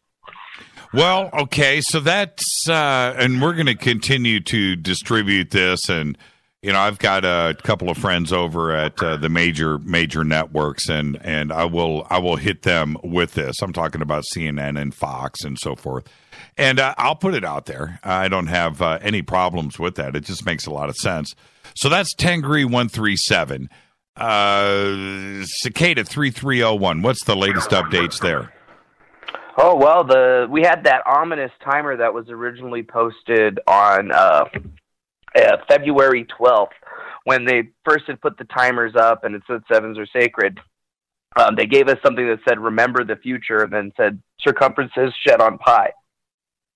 And there was a timer that just went off. And once the timer went up, there was a couple really interesting things. Before the timer went off, I got a phone call from Bruno Borges. Now, he was connected to the puzzles by way of that he kind of like wrote a bunch of really, really crazy books and had his room covered with a bunch of art and whatnot. There was a statue of Giordano Bruno in there. I mean, it was a really interesting situation, and he went missing and was like on his hermetic tradition, and gave me a call and basically let me know that he was coming back into the world because he had completed his mission. So looks like Bruno's back, and then the Cicada website actually updated that right after I talked to him on the stream. So it seems that, you know, Bruno is back, and we're gonna be seeing a lot more news about what his journey was and what's going on with that. And there was also some new updates to the website itself, and I think that this is where it starts to get really, really interesting, because it says tribulations commence. 7 signs and wonders approach, sky, earth, and water. The flower of Venus shall give birth, raising the dead, casting blind fire, wolves purge the land, ravenous and unrepentant. The triangle burns black, the lion cannot reign, if his kingdom lacks years. 7 objects are buried in 5 lands, 3 clues will be given. Tribulation will not defeat the pilgrimage. Thaddeus of the 70 ushers in the reign of blood. That was like one of the things that we found throughout going into this puzzle, and that actually kind of mirrors, because, you know, we've been looking at like the 7 deadly sins, and they're saying that we're actually going to be having to look for 8 different objects of great value all over the world that exist in 5 lands. So, you know, that means that we're going to be looking for stuff that's actually worldwide at this point. And are you prepared? I'm prepared, you know, like I made sure I got all my stuff down. You know, we still need to go pick up the gold that's in LA. We've just been having a little bit of trouble making sure that we can find the right group of people that aren't going to do the wrong thing. But even then, it looks like there's going to be a lot more stuff, and there's new puzzles on the website that are going right now. And it seems like to be connected with the Philosopher's Stone, St. Peter's Basilica, and many other places. And they even posted up a new song on the website, and it's called Deep Step, and it sounds like some really interesting mix of like dubstep and like old jazz, and it has a really interesting parable, and it says it's called the parable of the cow and the cicada. Man, you know, it's too. It seems like they're. Ooh. Yeah, I know. See, for me, and I bet you there's something embedded in the tracks. First off, you're going to have to. Play it backwards, look at it in 3D, analyze the sine waves, and try to, I don't think it's as simple as listening to it. There's something hidden inside those MP3 files. But that being said, the puzzle itself, for my brain, it's too much. I can't. I can only sit back and enjoy everybody else figuring out what's actually going on here. But wouldn't it be amazing if some of these things, like the Philosopher's Stone and some of these artifacts that are buried or hidden around the world start to surface, and they are things that humanity's been looking for such a long time. That to me is exciting. True.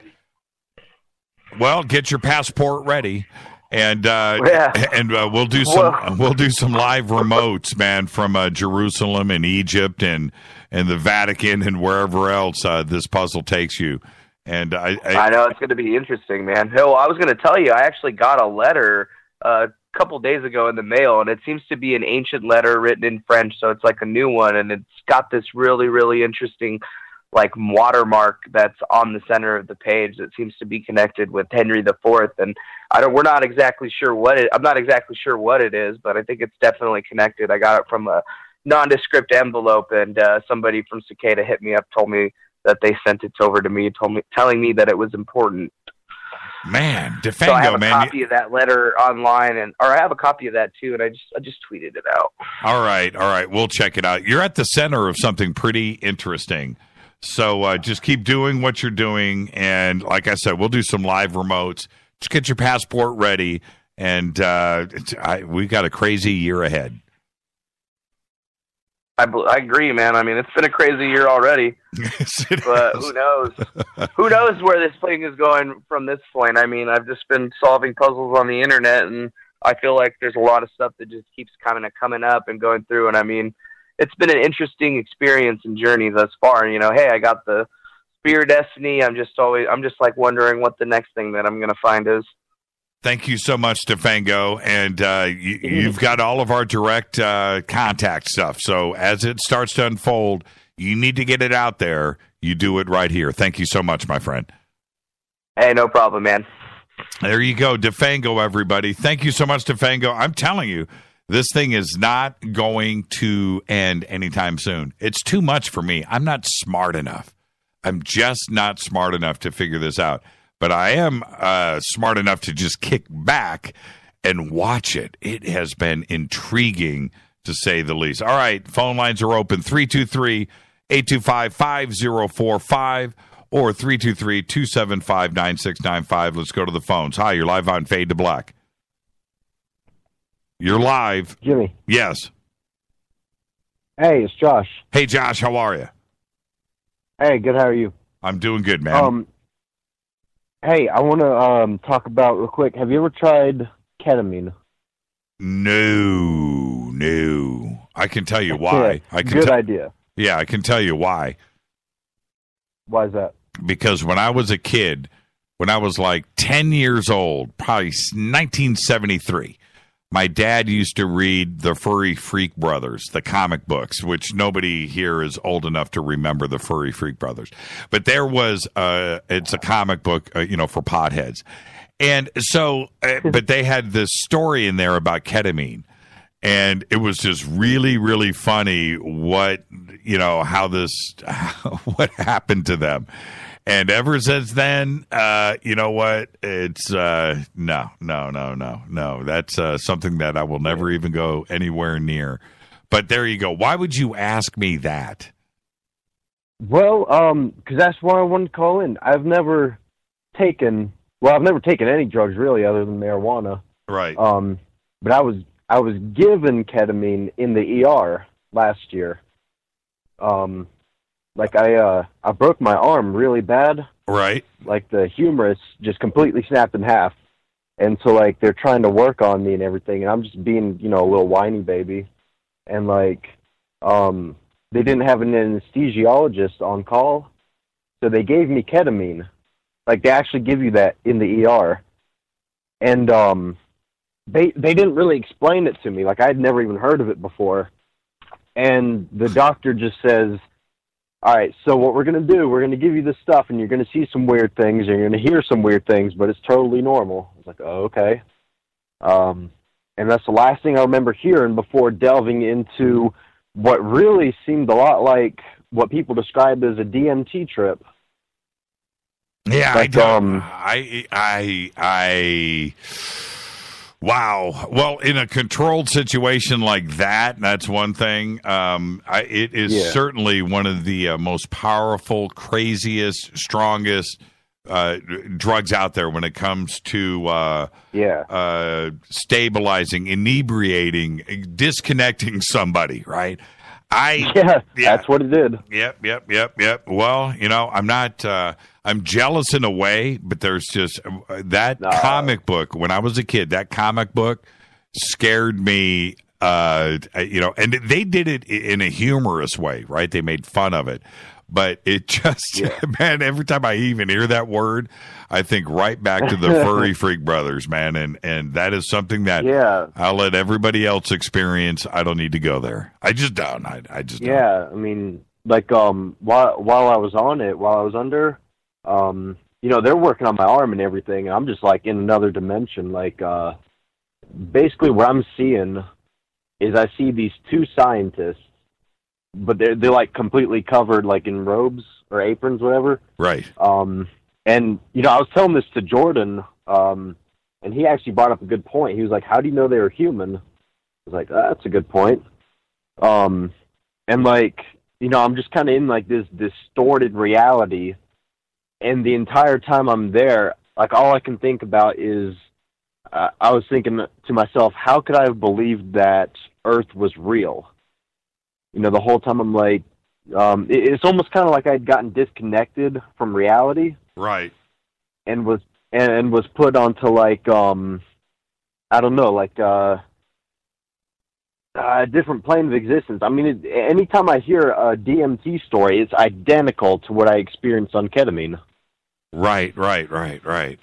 Yeah, it could be similar. I mean, DMT again. We're out of out of my realm of experience because I don't know directly. Yeah. But could they be similar? Sure. But DMT is a very specific thing too as well. But not to say that they both wouldn't have the ability to take you to another dimension, another reality. I often wonder if what drugs do is kind of basically certain drugs at least disconnect our connection to this reality. The whole projection or simulation theory, right, that everyone talks about. Right. I don't really like the term simulation because that kind of humanizes it too much. Right. I don't know. I personally prefer the term projection because we're kind of experiencing it. Right. But it's not real. But I feel like certain drugs like your ketamine or your DMT basically just kind of cuts off part of that connection and you kind of get a glimpse of the real reality. Right. Yeah, again, I'm glad that you have the ability to describe it for us. I, on the other hand, Nope, not me. Man. Not me. I just, oh man. No. Yeah, don't give ketamine a shot. I mean, I'm curious to try DMT. I was given ketamine. I had no clue what they were giving me. And I was, for a good 2 weeks afterward, I was just paranoid. Like, I would be at work and, I would hear some noises or something. Right. Something would just, trigger me, and I would, freak out like I'm back in the trip. Right. Man, you're totally reminding me of the Furry Freak Brothers right now. I wish I could go back and get that comic book because you're describing what was in the Fabulous Furry Freak Brothers. Man, I wonder if that stuff is on. Yeah, I wonder if it's online. I haven't. You know what? I haven't gone back to Twitter here. They're probably lighting it up with the Furry Freak Brothers right now. So there you go. Oh, cool. Yeah. Okay. I'm gonna have to check it out. All right, man. Thank you so much, Josh. Behave and be well out there, my friend. All right. Appreciate you, Jimmy. Yeah. Thank you so much, Josh. And you know what? I'll talk about this for a second. The Fabulous Furry Freak Brothers. To even think that there was a comic book out there like this. Now, so my dad, who was in the Army band, he was a musician and just, out of his mind, still is. But I remember, I had the ability to get into his bedroom, and which all kids do with their parents, and especially, on summer vacation. Right now, I'm totally getting in trouble if he's listening. But Dad, it was 40 years ago, so don't trip too much. But so he had in his bedroom, on his side of the bed next to the nightstand, a stack full of these comic books, Fabulous Furry Freak Brothers. So, this is before I'd ever, smoked pot for the first time or anything like that. But I grab a couple because they're comic books, right? I mean, what harm could there be? And these comic books were about, it was Phineas, Freddy, and who was the third one? I don't remember who the third one was, but it's been a while. So here we go, right there. I knew you guys would start doing this. There. Oh, my goodness gracious. All right, I'll retweet this. This is a part of America that it just as long, it would never come back again. So anyway, I'm like, okay. And I thought it was going to be like this, like the Peanuts or the Archies or Garfield or whatever, So I get these things and I start reading them, and it really, really opened up a world for me at the age of 10 and 11.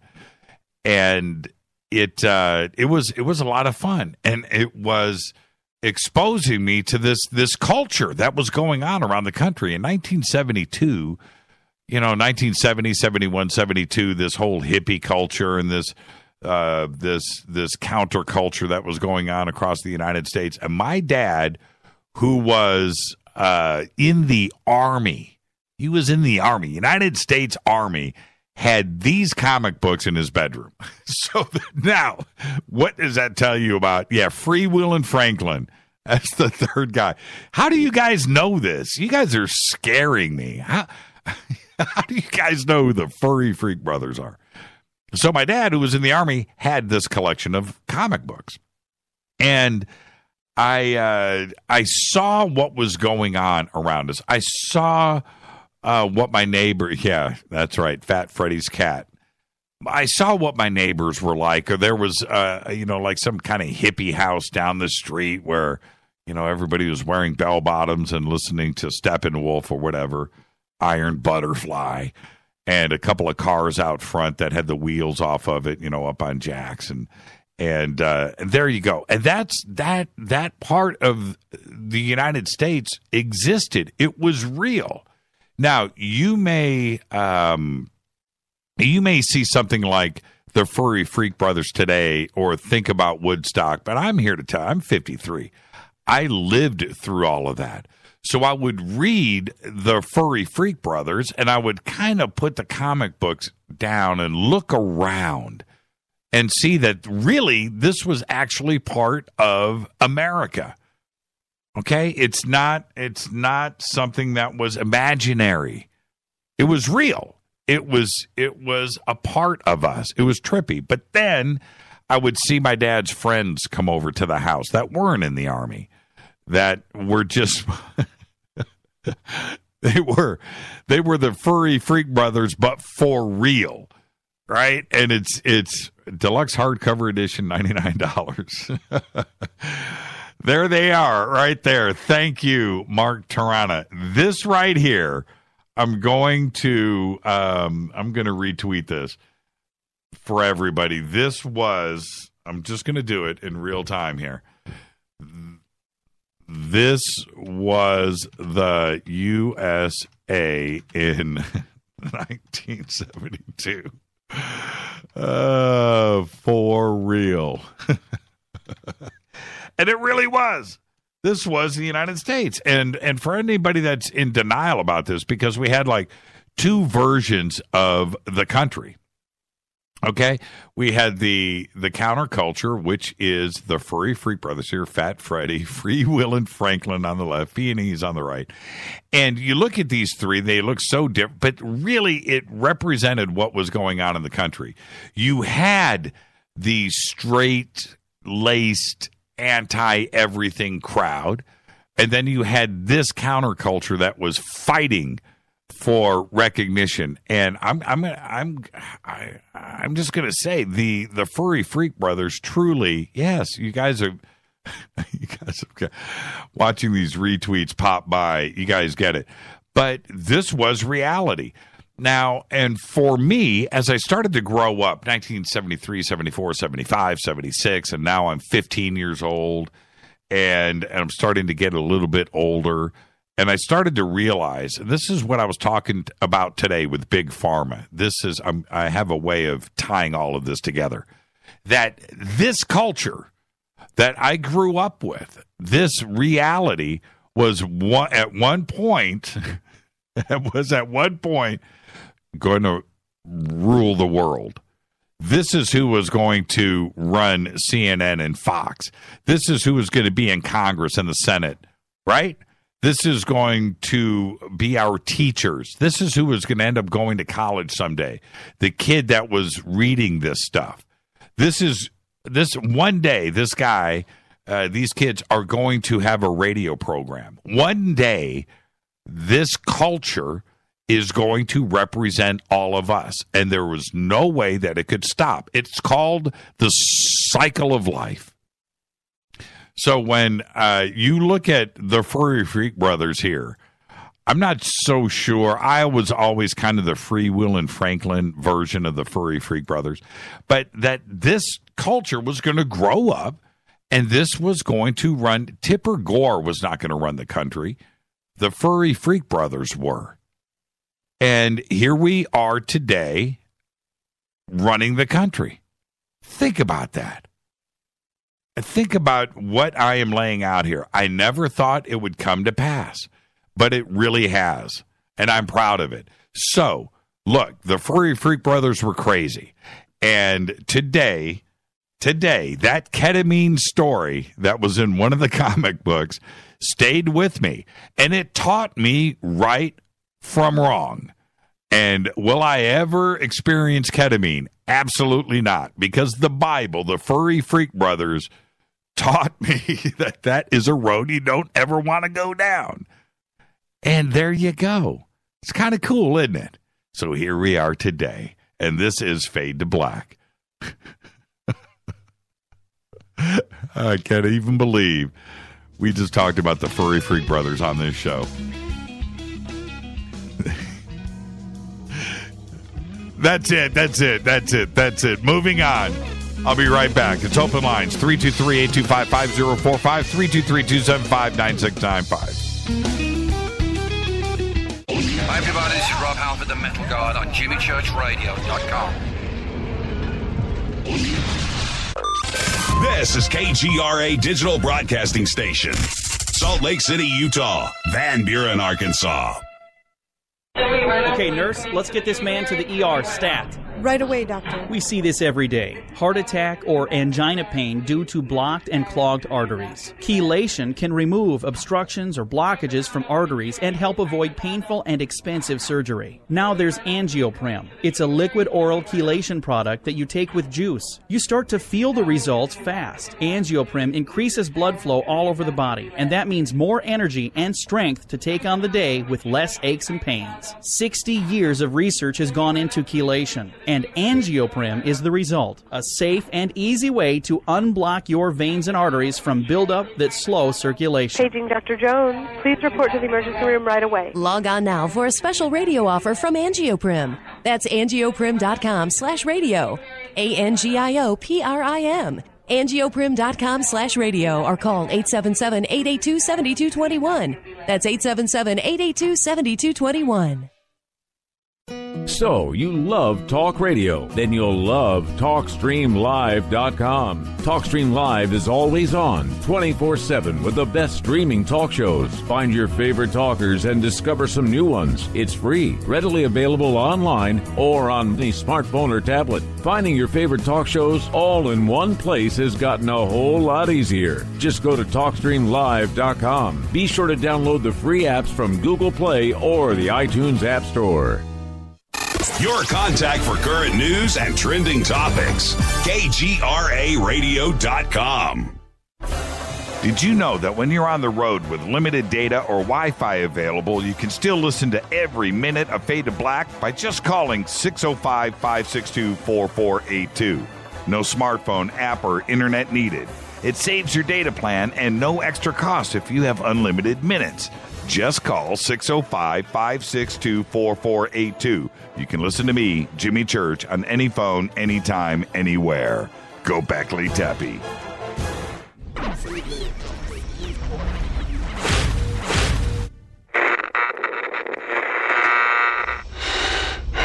You want to know a secret? I love ponies. I really love ponies. I'm serious. I couldn't stay sane without ponies to brush. Why Fade to Black? Because you never got that pony, damn it. This is Fade to Black with Jimmy Church on the Game Changer Radio Network and KGRA, the Global Radio Alliance.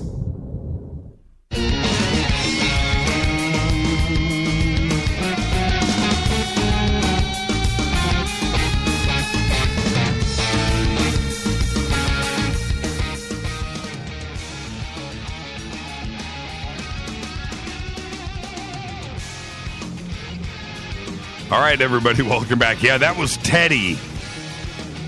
Teddy on the bunker cam. Teddy came by for a visit, and there you go. Funny thing about Teddy. By the way, I need somebody to put up on Twitter for me really quick the Melinda Leslie video. And I think Rita had it up in Twitter. Can somebody do that for me really quick and get that up there? Because I do want to talk about it, and I don't have it in front of me. I don't. So somebody put it up in Twitter. I'll retweet it. But anyway, that was Teddy. And Teddy, a couple of things. Teddy, it's weird. His paperwork says one thing. Okay? His paperwork says one thing. And what he has turned out, he's an imposter. He was a poodle, and what he has turned into this thing. Now, we think that Teddy, because we've been looking at a lot of pictures and Rita did some investigation here, that, okay, is this it here? Is this the video? No. Somebody retweet Melinda's video for me, the link, so I can retweet it and get it up there. I want to watch it and discuss it and take some phone calls. 323-825-5045. 323-275-9695. This video is incredible. But anyway, back to Teddy. We think that Teddy is a Portuguese water dog.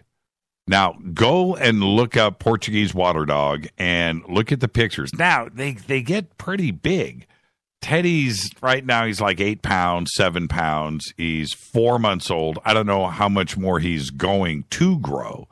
But his paws, his legs are like a foot long on this little body. It's like, it doesn't make any sense.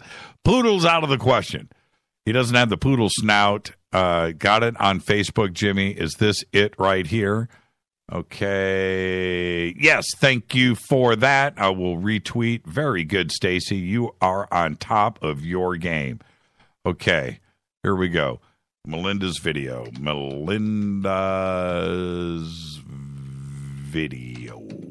Okay. All right. So this is now out on Twitter. And everybody go ahead and watch this. I'm going to do it in real time, too, as well, right now with you. Thank you for that. Let me jump here.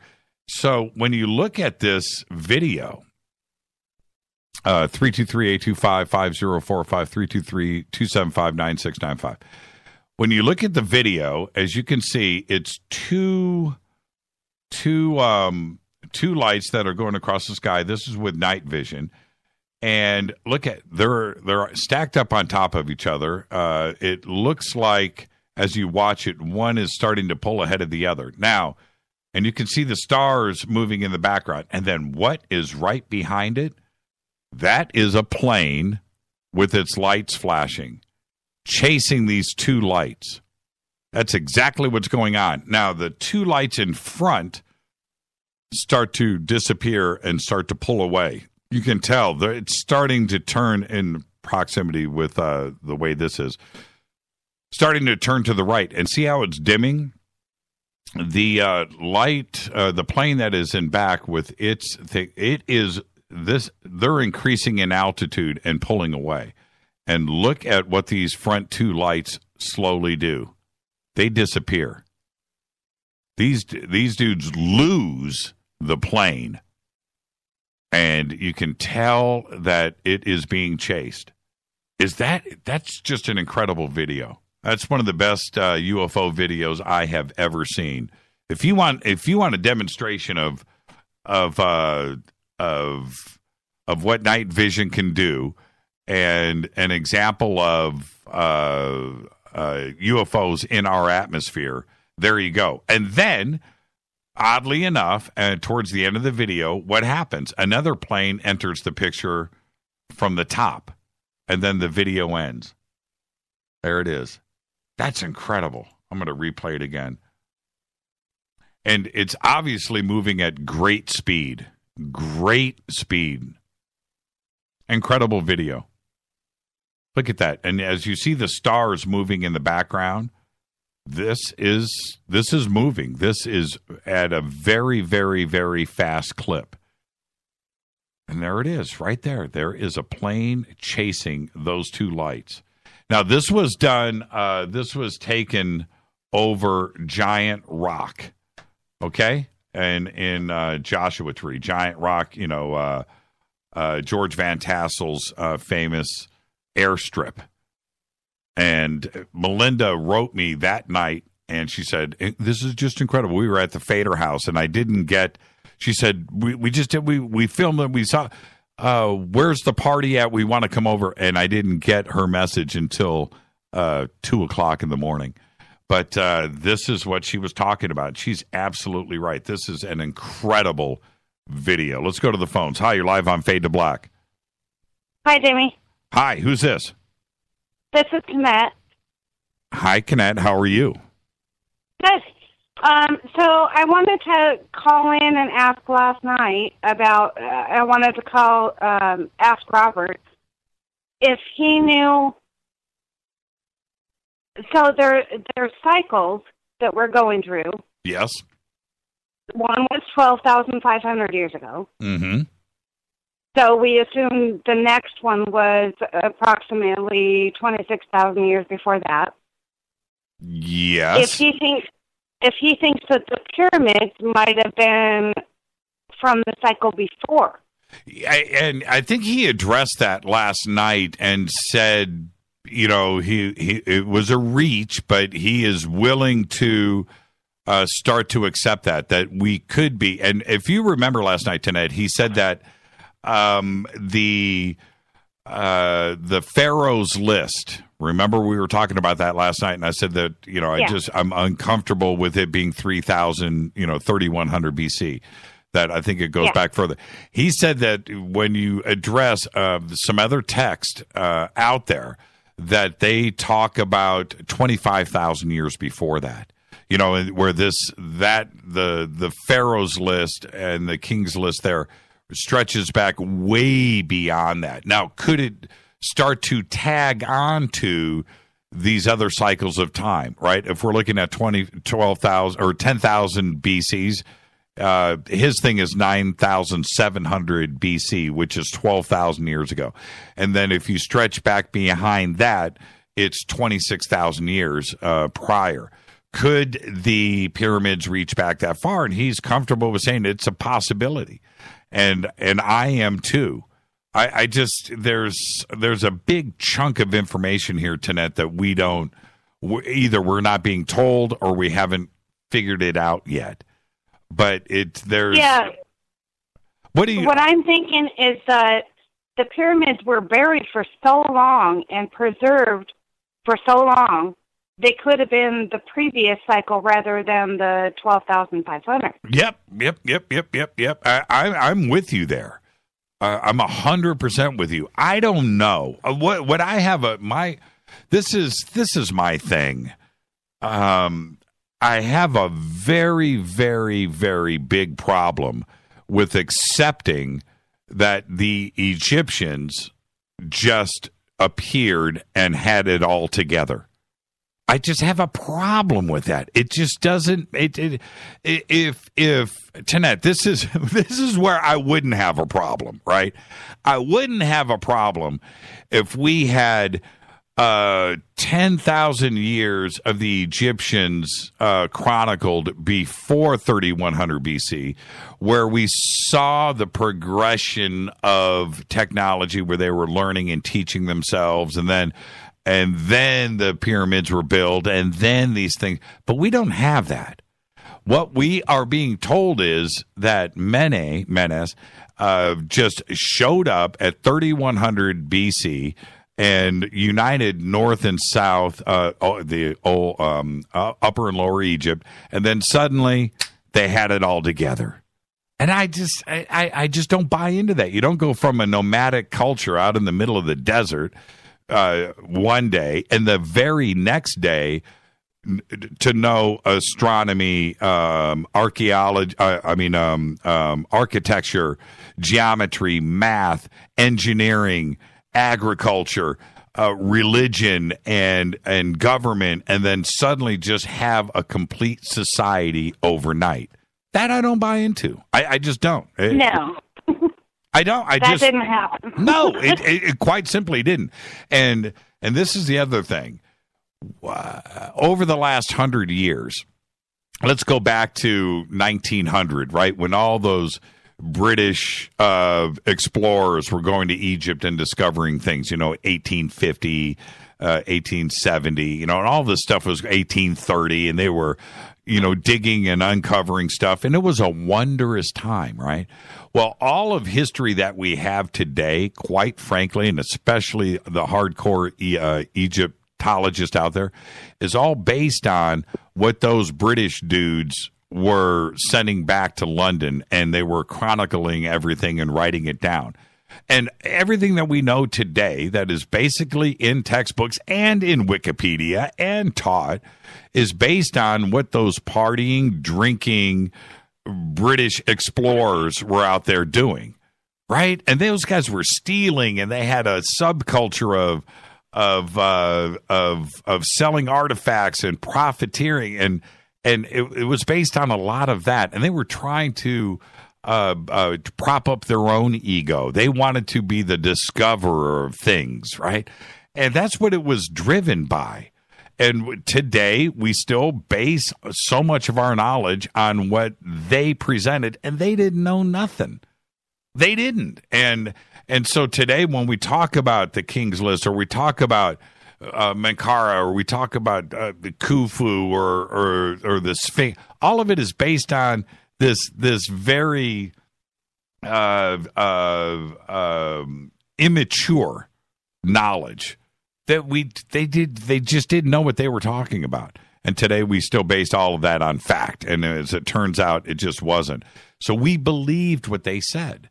We believed, and that's it. That Egypt just showed up at 3000 BC, and they started carving and manufacturing and building all of this magnificence because they were great.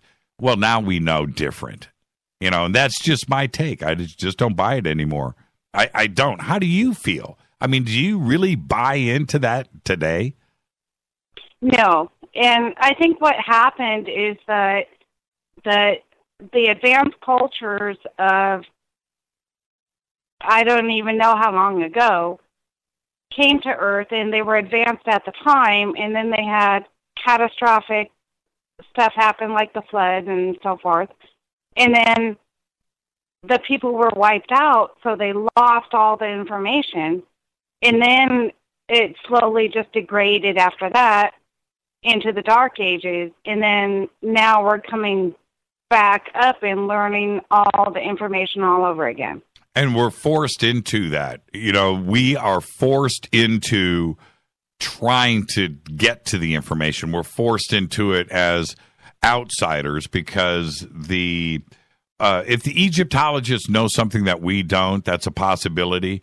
But they may not know either. They may not be sitting on a pile of secrets. I don't know what's sitting underneath in the basement at the museum in Cairo. I don't know what's there. There's probably more stuff there that's forgotten about. How much stuff was literally taken out of Egypt and is in private hands around the world that we'll never know anything about, right?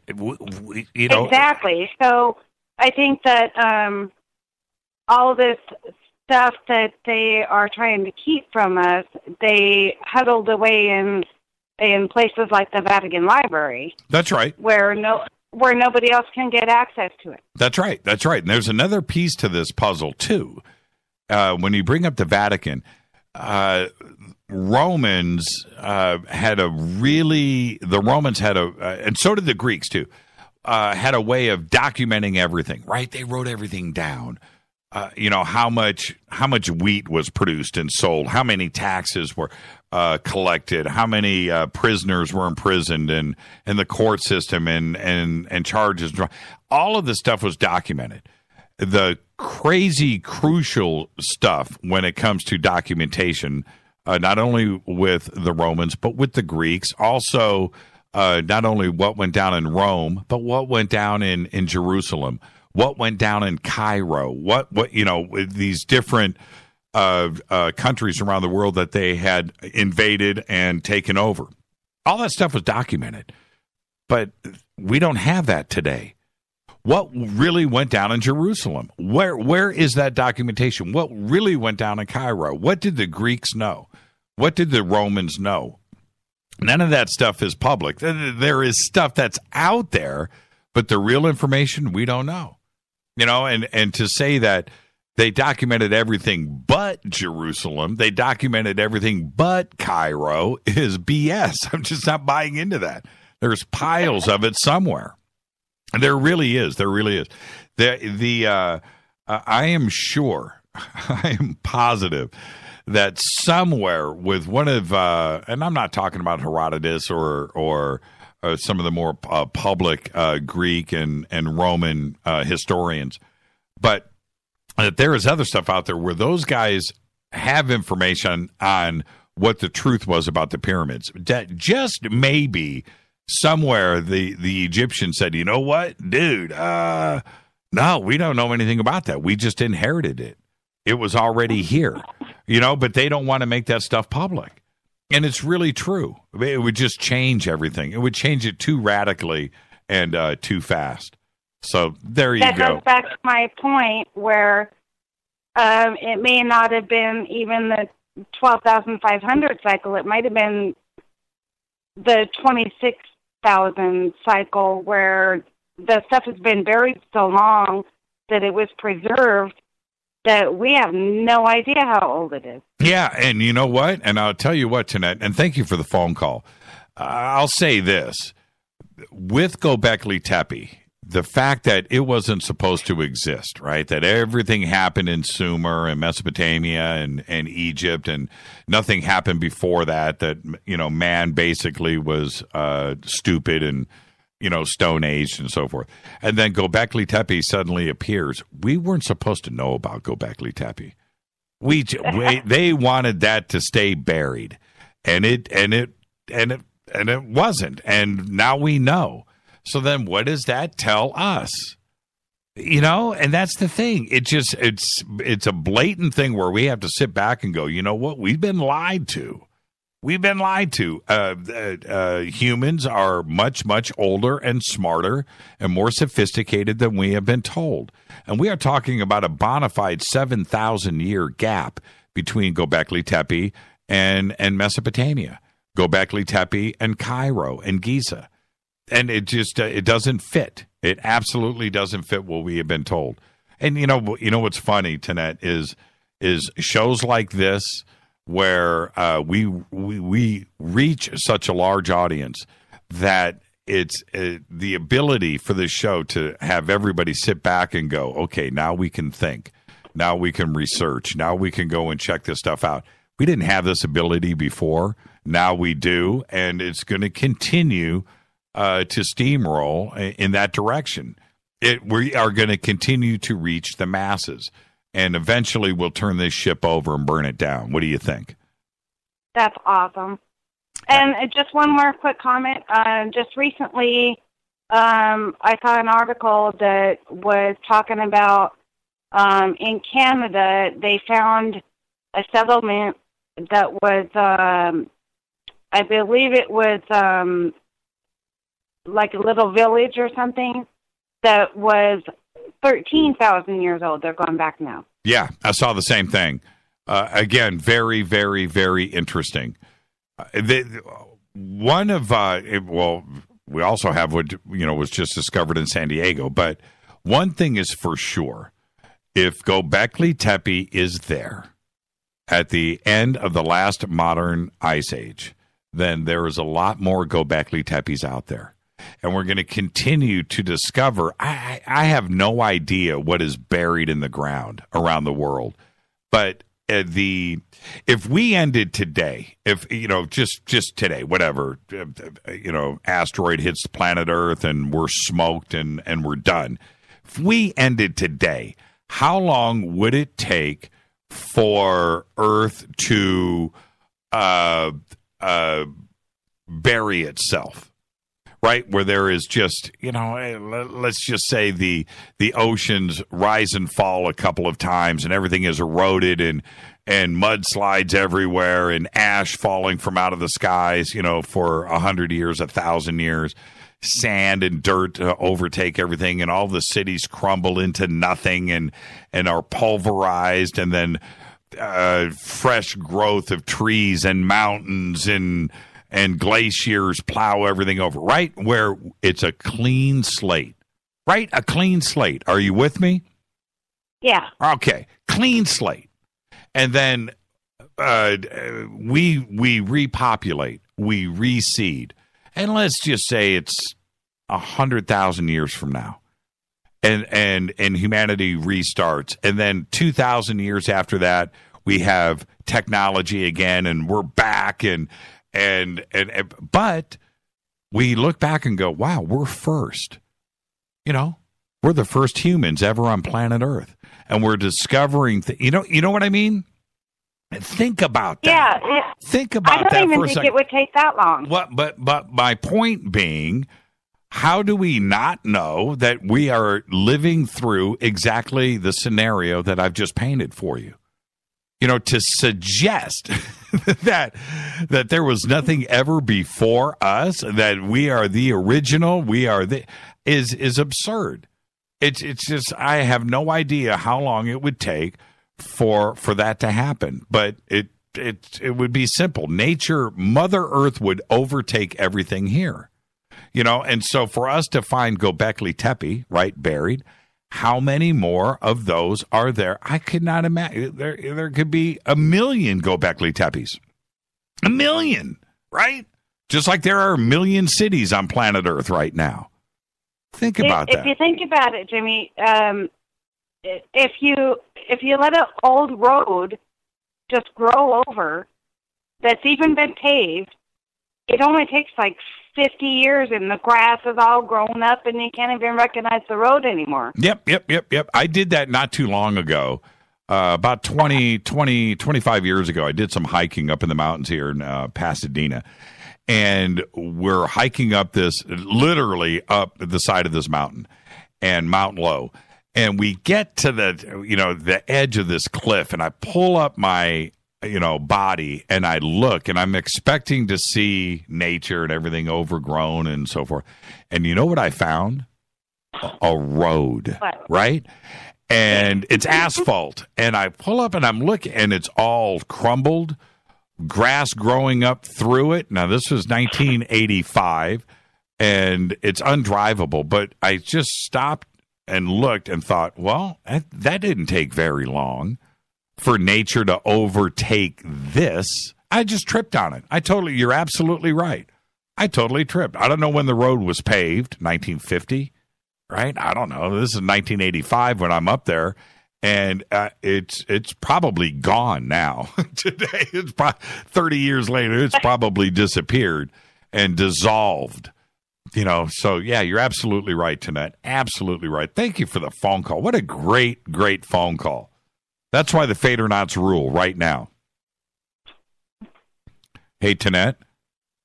Yes. Are you overcome with excitement?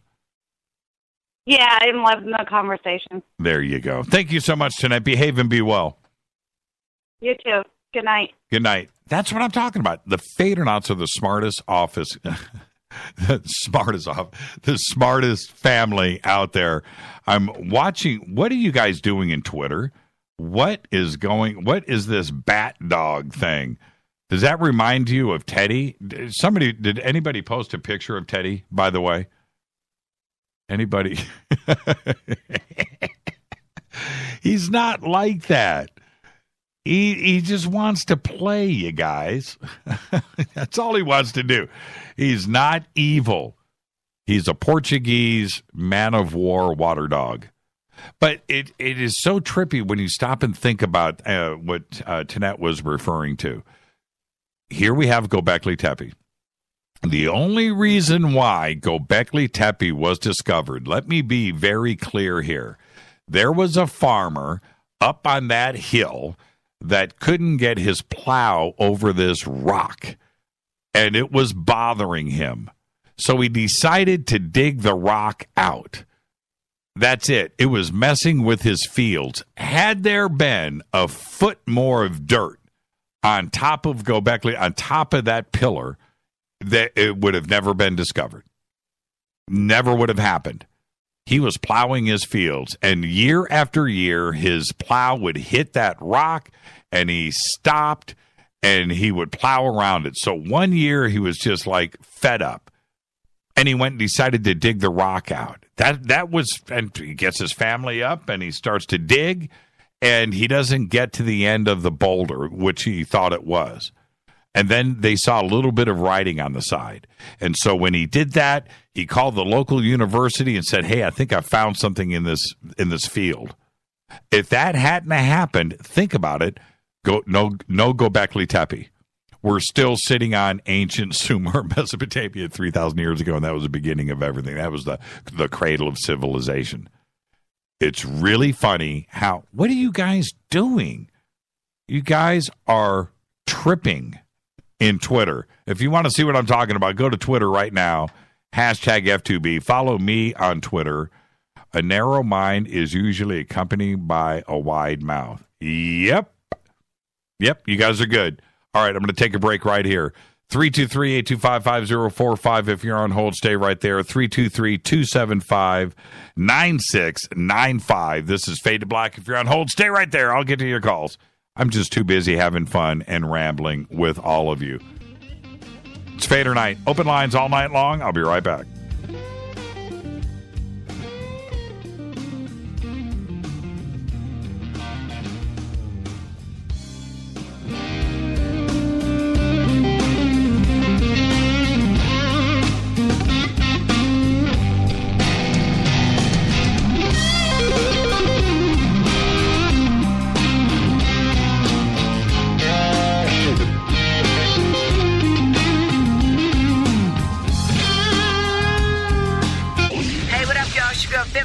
Here, and you are listening to my boy Jimmy Church on JimmyChurchRadio.com. Despite popular opinion, reading a book will not make you smarter. But listening to Jimmy Church will.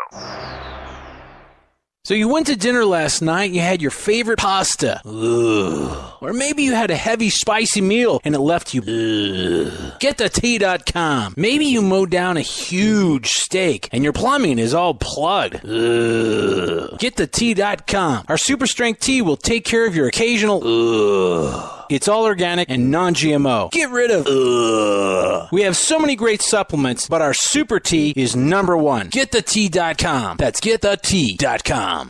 So, you love talk radio? Then you'll love TalkStreamLive.com. TalkStream Live is always on, 24/7 with the best streaming talk shows. Find your favorite talkers and discover some new ones. It's free, readily available online or on mobile with any smartphone or tablet. Finding your favorite talk shows all in one place has gotten a whole lot easier. Just go to TalkStreamLive.com. Be sure to download the free apps from Google Play or the iTunes App Store. When you take the beans from Central America with dashes of Indonesian and African mixed in and then roast it to the dark side of Fade to Black, you create the ultimate brew of fringe. Introducing the Fade to Black blend from Rivermoon Coffee. Yes, Rivermoon's darkest customized roast was created for the love of Fade to Black. The alchemy of masterful roasting and smoking the beans is in every sip of this full-bodied, dark Java. I need my coffee dark, deep, with distinct bittersweet chocolate highlights, just like the bunker. Leaning further into the darkness of the roast is Fade to Black blend from Rivermoon Coffee. Just click on the banner at jimmychurchradio.com and use the promo code F2BBLEND for 15% off of your order today. Go Beckley Teppy. What's up, Fadernauts? Studio Dome loves Fade to Black and the F2B audience so much that they have put together the ultimate stereo Bluetooth system. They've done it just for you. Man, check this out. The Studio Dome SBB2 stereo system is here. It's featuring 2 Studio Boombox 2 SBB2 wireless Bluetooth speakers, packed in its own custom hardshell case. This Studio Dome system features the very latest in stereo Bluetooth technology. The 2 full-range boomboxes are in true wireless stereo. You've got to hear this. It's amazing. It's just $129 and use the promo code JCRTWS and you'll also get free shipping. It's simple. Just go to jimmychurchradio.com, click on the Studio Dome banner. Go Beckley Teppy. Erica, Brittany, Gabby, and you're listening to jimmychurchradio.com. It's not a lifestyle we chose. We were born this way. KGRARadio.com.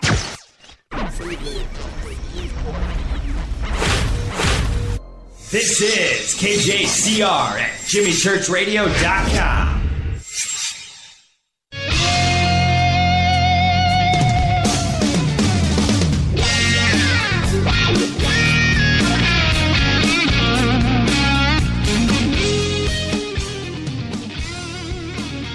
Welcome back, Fade to Black.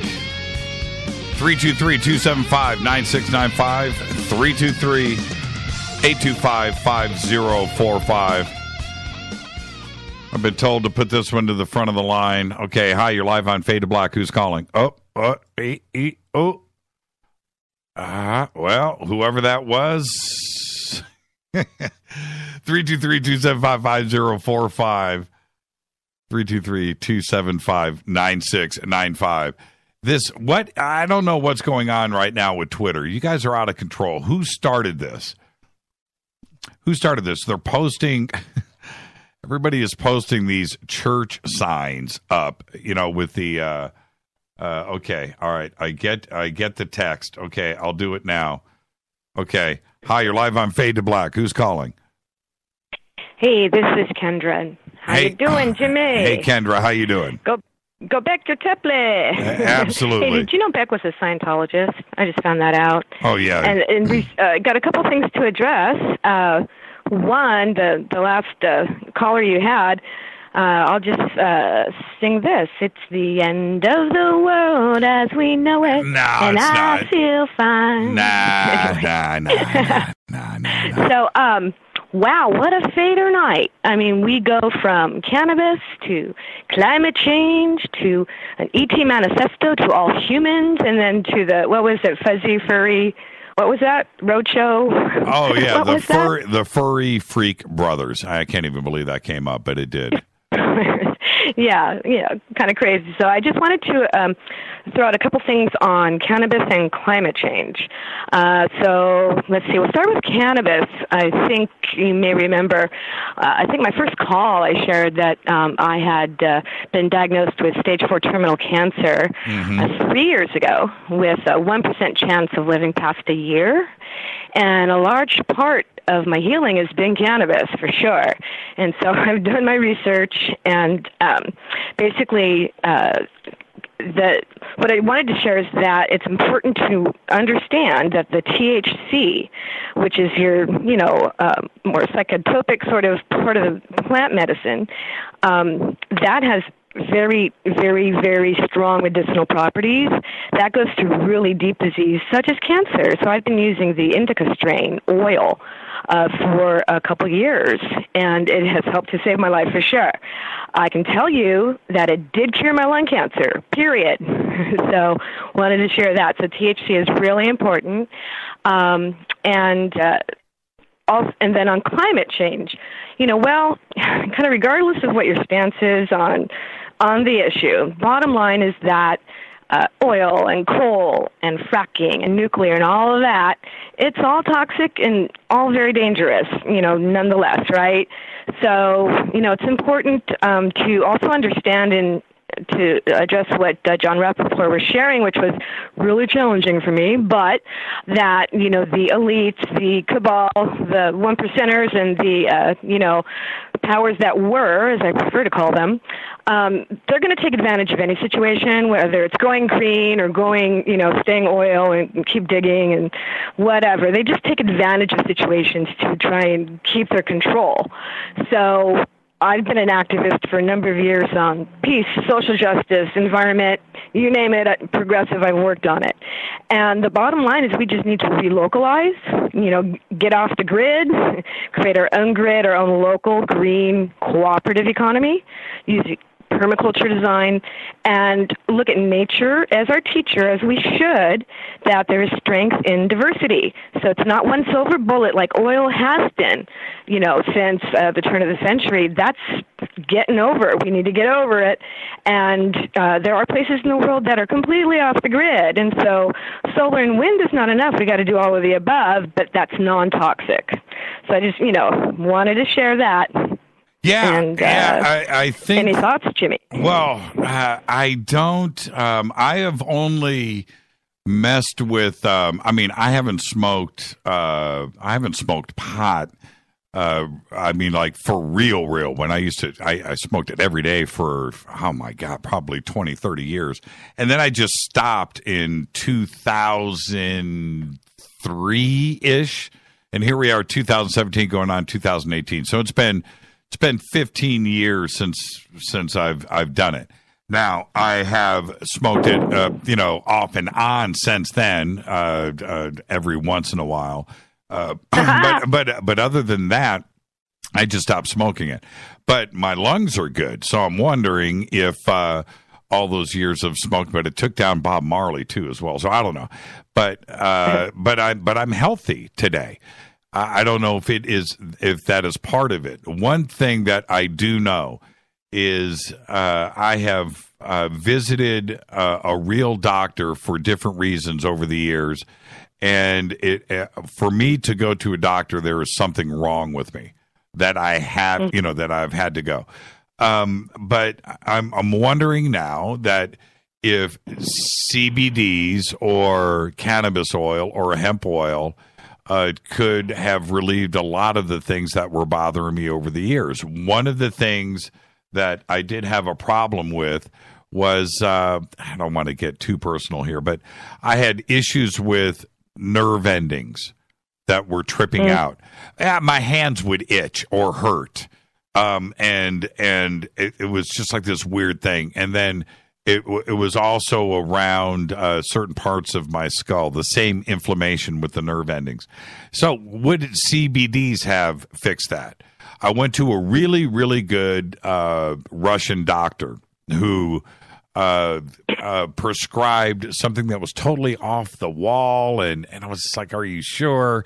And it fixed the problem. But I had to really, really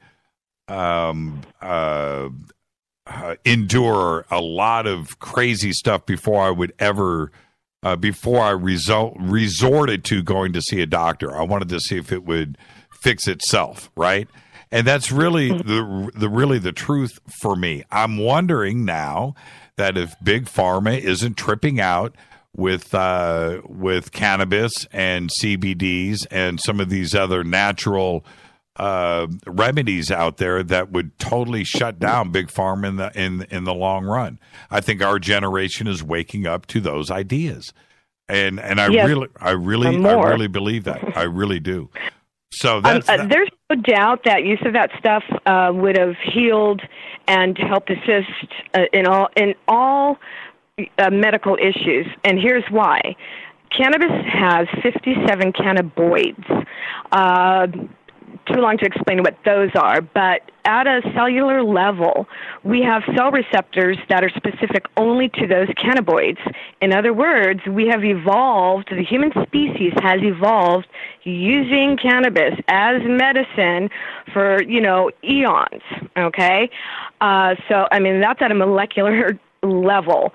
There is so much vetted scientific data out there that shows, there's a lab thing online that you can see, and these are usually from scientists that are not with universities, academia, or government agencies. Trying to get funding as an independent scientist is really, really hard, as we see with Stephen Greer and the whole, free energy thing, right? But nonetheless, there's so much data, and I'm a walking testimonial, Jimmy.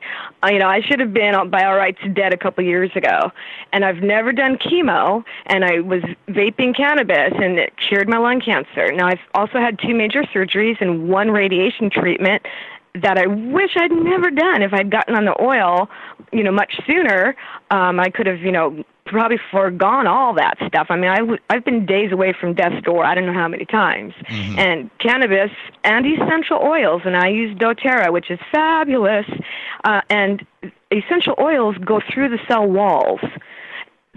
So do a lot of pharmaceuticals, but along comes all the toxins with it, whereas essential oils, which do the same thing, they're zero toxic effects, and cannabis is an essential oil. So it goes through your cell walls, and these cannabinoids, there's charts that will show you certain ones that will help with cancer, with diabetes, with like your hardcore diseases, half of which are caused by inflammation because of, living in a toxic soup and everything we're combating. We're constantly inflamed, trying to fight off all the toxins out there for, one thing. And and I could go on. I've done my research, let's put it that way, to help save my own life and to go alternative and holistic on natural as much as I could. I've done both Western, cut me up and give me drugs, and the holistic, and I much prefer the holistic. And with Medi-Cal possibly going bye-bye, I'm going to have to really figure out, going maybe fully alternative here, so, but that's, cash and carry. You're not going to get a prescription for that just yet. There's a lot we have to do, and every county, unfortunately, even every city has different stances. Here in Ventura, which is really progressive, we have a very not progressive city council for the first time in a long time. Former DAs and police chiefs and whatnots. So they're really down on cannabis here locally, but we're fighting back on it. So in relation to that, in relation to where we get our energy, here in Ventura, we're creating like a county-wide cooperative to buy green energy at a 3-tiered level, pay a little bit more, and like 10% more, you get 20% green energy. Pay, 50%, you get that amount, and it goes up to 100%. So looking at cooperative economies, relocalizing, and sourcing locally, because, and unfortunately they're just glutting the system with oil from OPEC, and now we're doing the natural gas, so it's a big answer to climate change, and it is so bad for the environment, not to mention the water and the 575 chemicals they pump down in. They're causing earthquakes in Oklahoma, which has never really had them. I could go on and on, Jimmy, but I'll get off here. My soapbox. I'm sorry, man. That's all right. But anyway, so, just smoking the beans, and what are you doing, Jimmy? You got it, slapping the bass. I'll talk to you, Kendra. Thank you so much. Shaman. Love y'all. Right back at you. All right, and I've got where'd it go? Where did it go? Okay. Anyway, let me jump to the other line here. 323-825-5045. Hi, you're live on Fade to Black. Who's calling? You're live. Am I on? Yes. Am I on? Yes. All right. How you doing, Jimmy? I'm doing good. Good evening.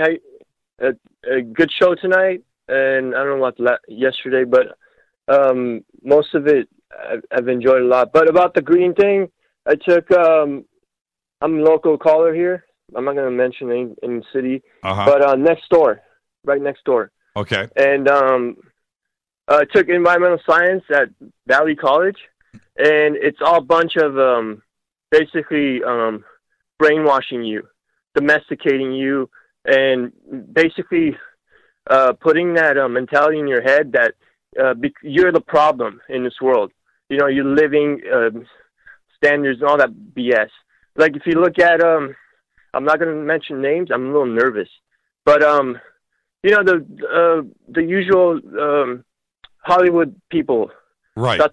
Talk about green energy, but they travel in jets and right, you know, Bentleys and stuff. So no doubt, it's a bunch of bullshit. Yeah, right. So and also a lot of these people are brainwashed. They're like, I don't know how to explain it.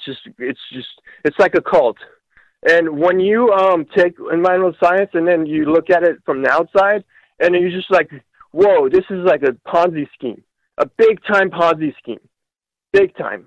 Yeah. And there's something called clean coal, okay? And in sunlight, okay, you talk about solar energy, right? But what about the geoengineering that's going on? That's it causes the Earth to darken, and you get less energy. You're spending more money. It's just a bunch of BS. Yes, they don't talk about that. That's right. It's a big circle. Yeah, and you're right. And it starts. This is the thing. And thank you for the phone call, by the way. Thank you. Yes, thank you. It all starts in school, doesn't it? It all starts right there. And, kindergarten all the way up through college, you're just taught one thing and one thing only. And that is, you're just going to go out, you're going to get a job. You're going to, your goal is to have a 3-car garage and 3 cars in it and a boat and a pool in the back. You're not going to start out there. You're going to start at the bottom, but that's what you want to do. And happiness dictates how many TVs you have, how big your pool is, how many cars you have in the driveway. You can't drive anything that's more than 2 years old because you're uncool, and you just move through this. And everything else is taught at the same time. He's exactly right. Okay, let's keep going with the phones. Hi, you're live on Fade to Black. You're live. Hi, good evening. Hello? Yes, you're live. Good evening. This is Wanda Kirchu. We talked about 5 or 6 months ago before the election. I'm the person that had the question about being a doctoral student. Oh, yeah. Or graduating. Right. Yes. Well, I did. Good for you. I just wanted to let you know, and I'm not going to keep you on because I know there are other people wanting to talk. Well, what are you going to do with it, though? Are you going to go out and change the world? That's my goal. You should, do you want to teach? Well, I already teach. My goal is to disrupt the education system. Can you? There you go. So what you should do, you need to have a nice little piece of curriculum based on Fade to Black. Well, actually, I do talk to my students about that. Do you really? Yes, I do. Have you brought up Fade to Black in class? Yes. Have you have not one? Have you really? Yes, I have. All right. And yes, I have. Have you been yaked out to the dean's office yet? Explain yourself, young lady. Has it happened? But I just wanted to let you know that the person you had on, whose name I've forgotten, was the tarot reader. Yes. She said it would be hard. I remember. Right. Yeah, I remember that. That was a pretty special night that night. I do remember that. But the point is that you made it through. Oh, I wanted to, did you listen to the show? It's a blur now, a couple of weeks ago. One of my fader facts was 60%, I think that was the number, 60% of all PhDs in the United States were fake, right? Did you hear that? So I go... No, I was probably studying. That's like you should have been.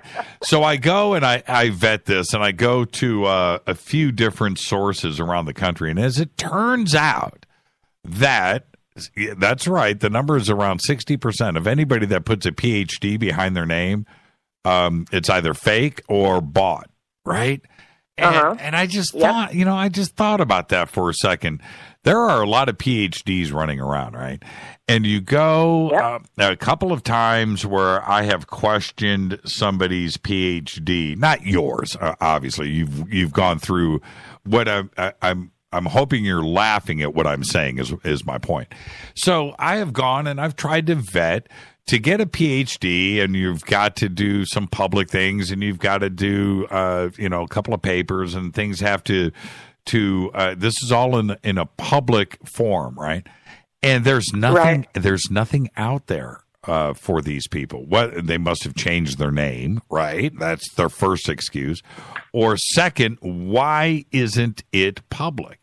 And then it went. So I go back and think about this 60% number on PhDs, that just maybe it's true, and it just rubs me the wrong way that a lot of talking heads that you see on TV or these professionals that are quoted in TV shows, and you see the PhD behind their name, who's vetting this information, right? For you to get your doctorate, your PhD, and you go and apply somewhere and you throw out your CV, it's readily available, right? Yes, it is. It is, right? It's public. It's there. Yeah. It's official. It's public information. Right. Right. I mean, why would somebody do that these days? I mean, 10, 20, 30 years ago before the internet, and you got your PhD from some college in Barbados, right? I don't know. There's fine colleges in Barbados. I didn't mean it like that. But you know where I'm going with this. And it was too hard to check. Today, you're kind of crazy if you do it, I would think. Well, people feel that it's okay to try and get around the system. I know of a fact, for a fact, of a couple of people that presented themselves to a school district, and only after the contract was signed for them to do professional development for teachers, right, was it discovered that they weren't who they said they were. Wow. And what happened ultimately? The contract was revoked. Contracts were revoked. Okay. But, like you said, who does the vetting? And it's really interesting. Like, my information is public. It will be public. Right. I mean, as a credentialed teacher in California, right, you can go to the California Department of Education and look me up. Right. Exactly. Period. Exactly. Yeah. Exactly. Mm-hmm. And most colleges don't like to talk about, their alumni or who or what. But if you're persistent enough and you really want to pursue somebody's degree or whether they attended that university, you can eventually suck that information out of them. But so many people will hide behind the inability to investigate somebody's credentials. It's very, very hard. It's hard. Yep. Yes, it is. All right. And, so what people put a lot of effort in hiding. They do. Now, before I let you go, because we're at the end of the show, disrupting the system, which I love your goals here. What are you going to do it with history? Are you going to do it with what? What avenue are you going to go down? I want to change how we do school.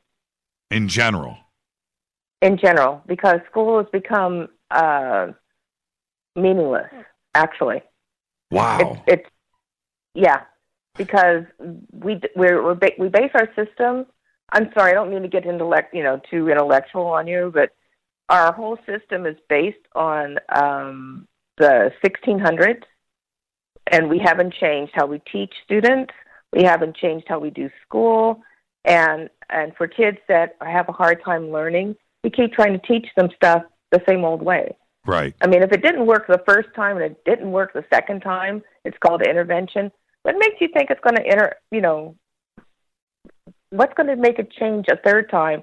You present the information. All they do these days is put like a shiny label or a sticker and say brand new, but it's the same old stuff.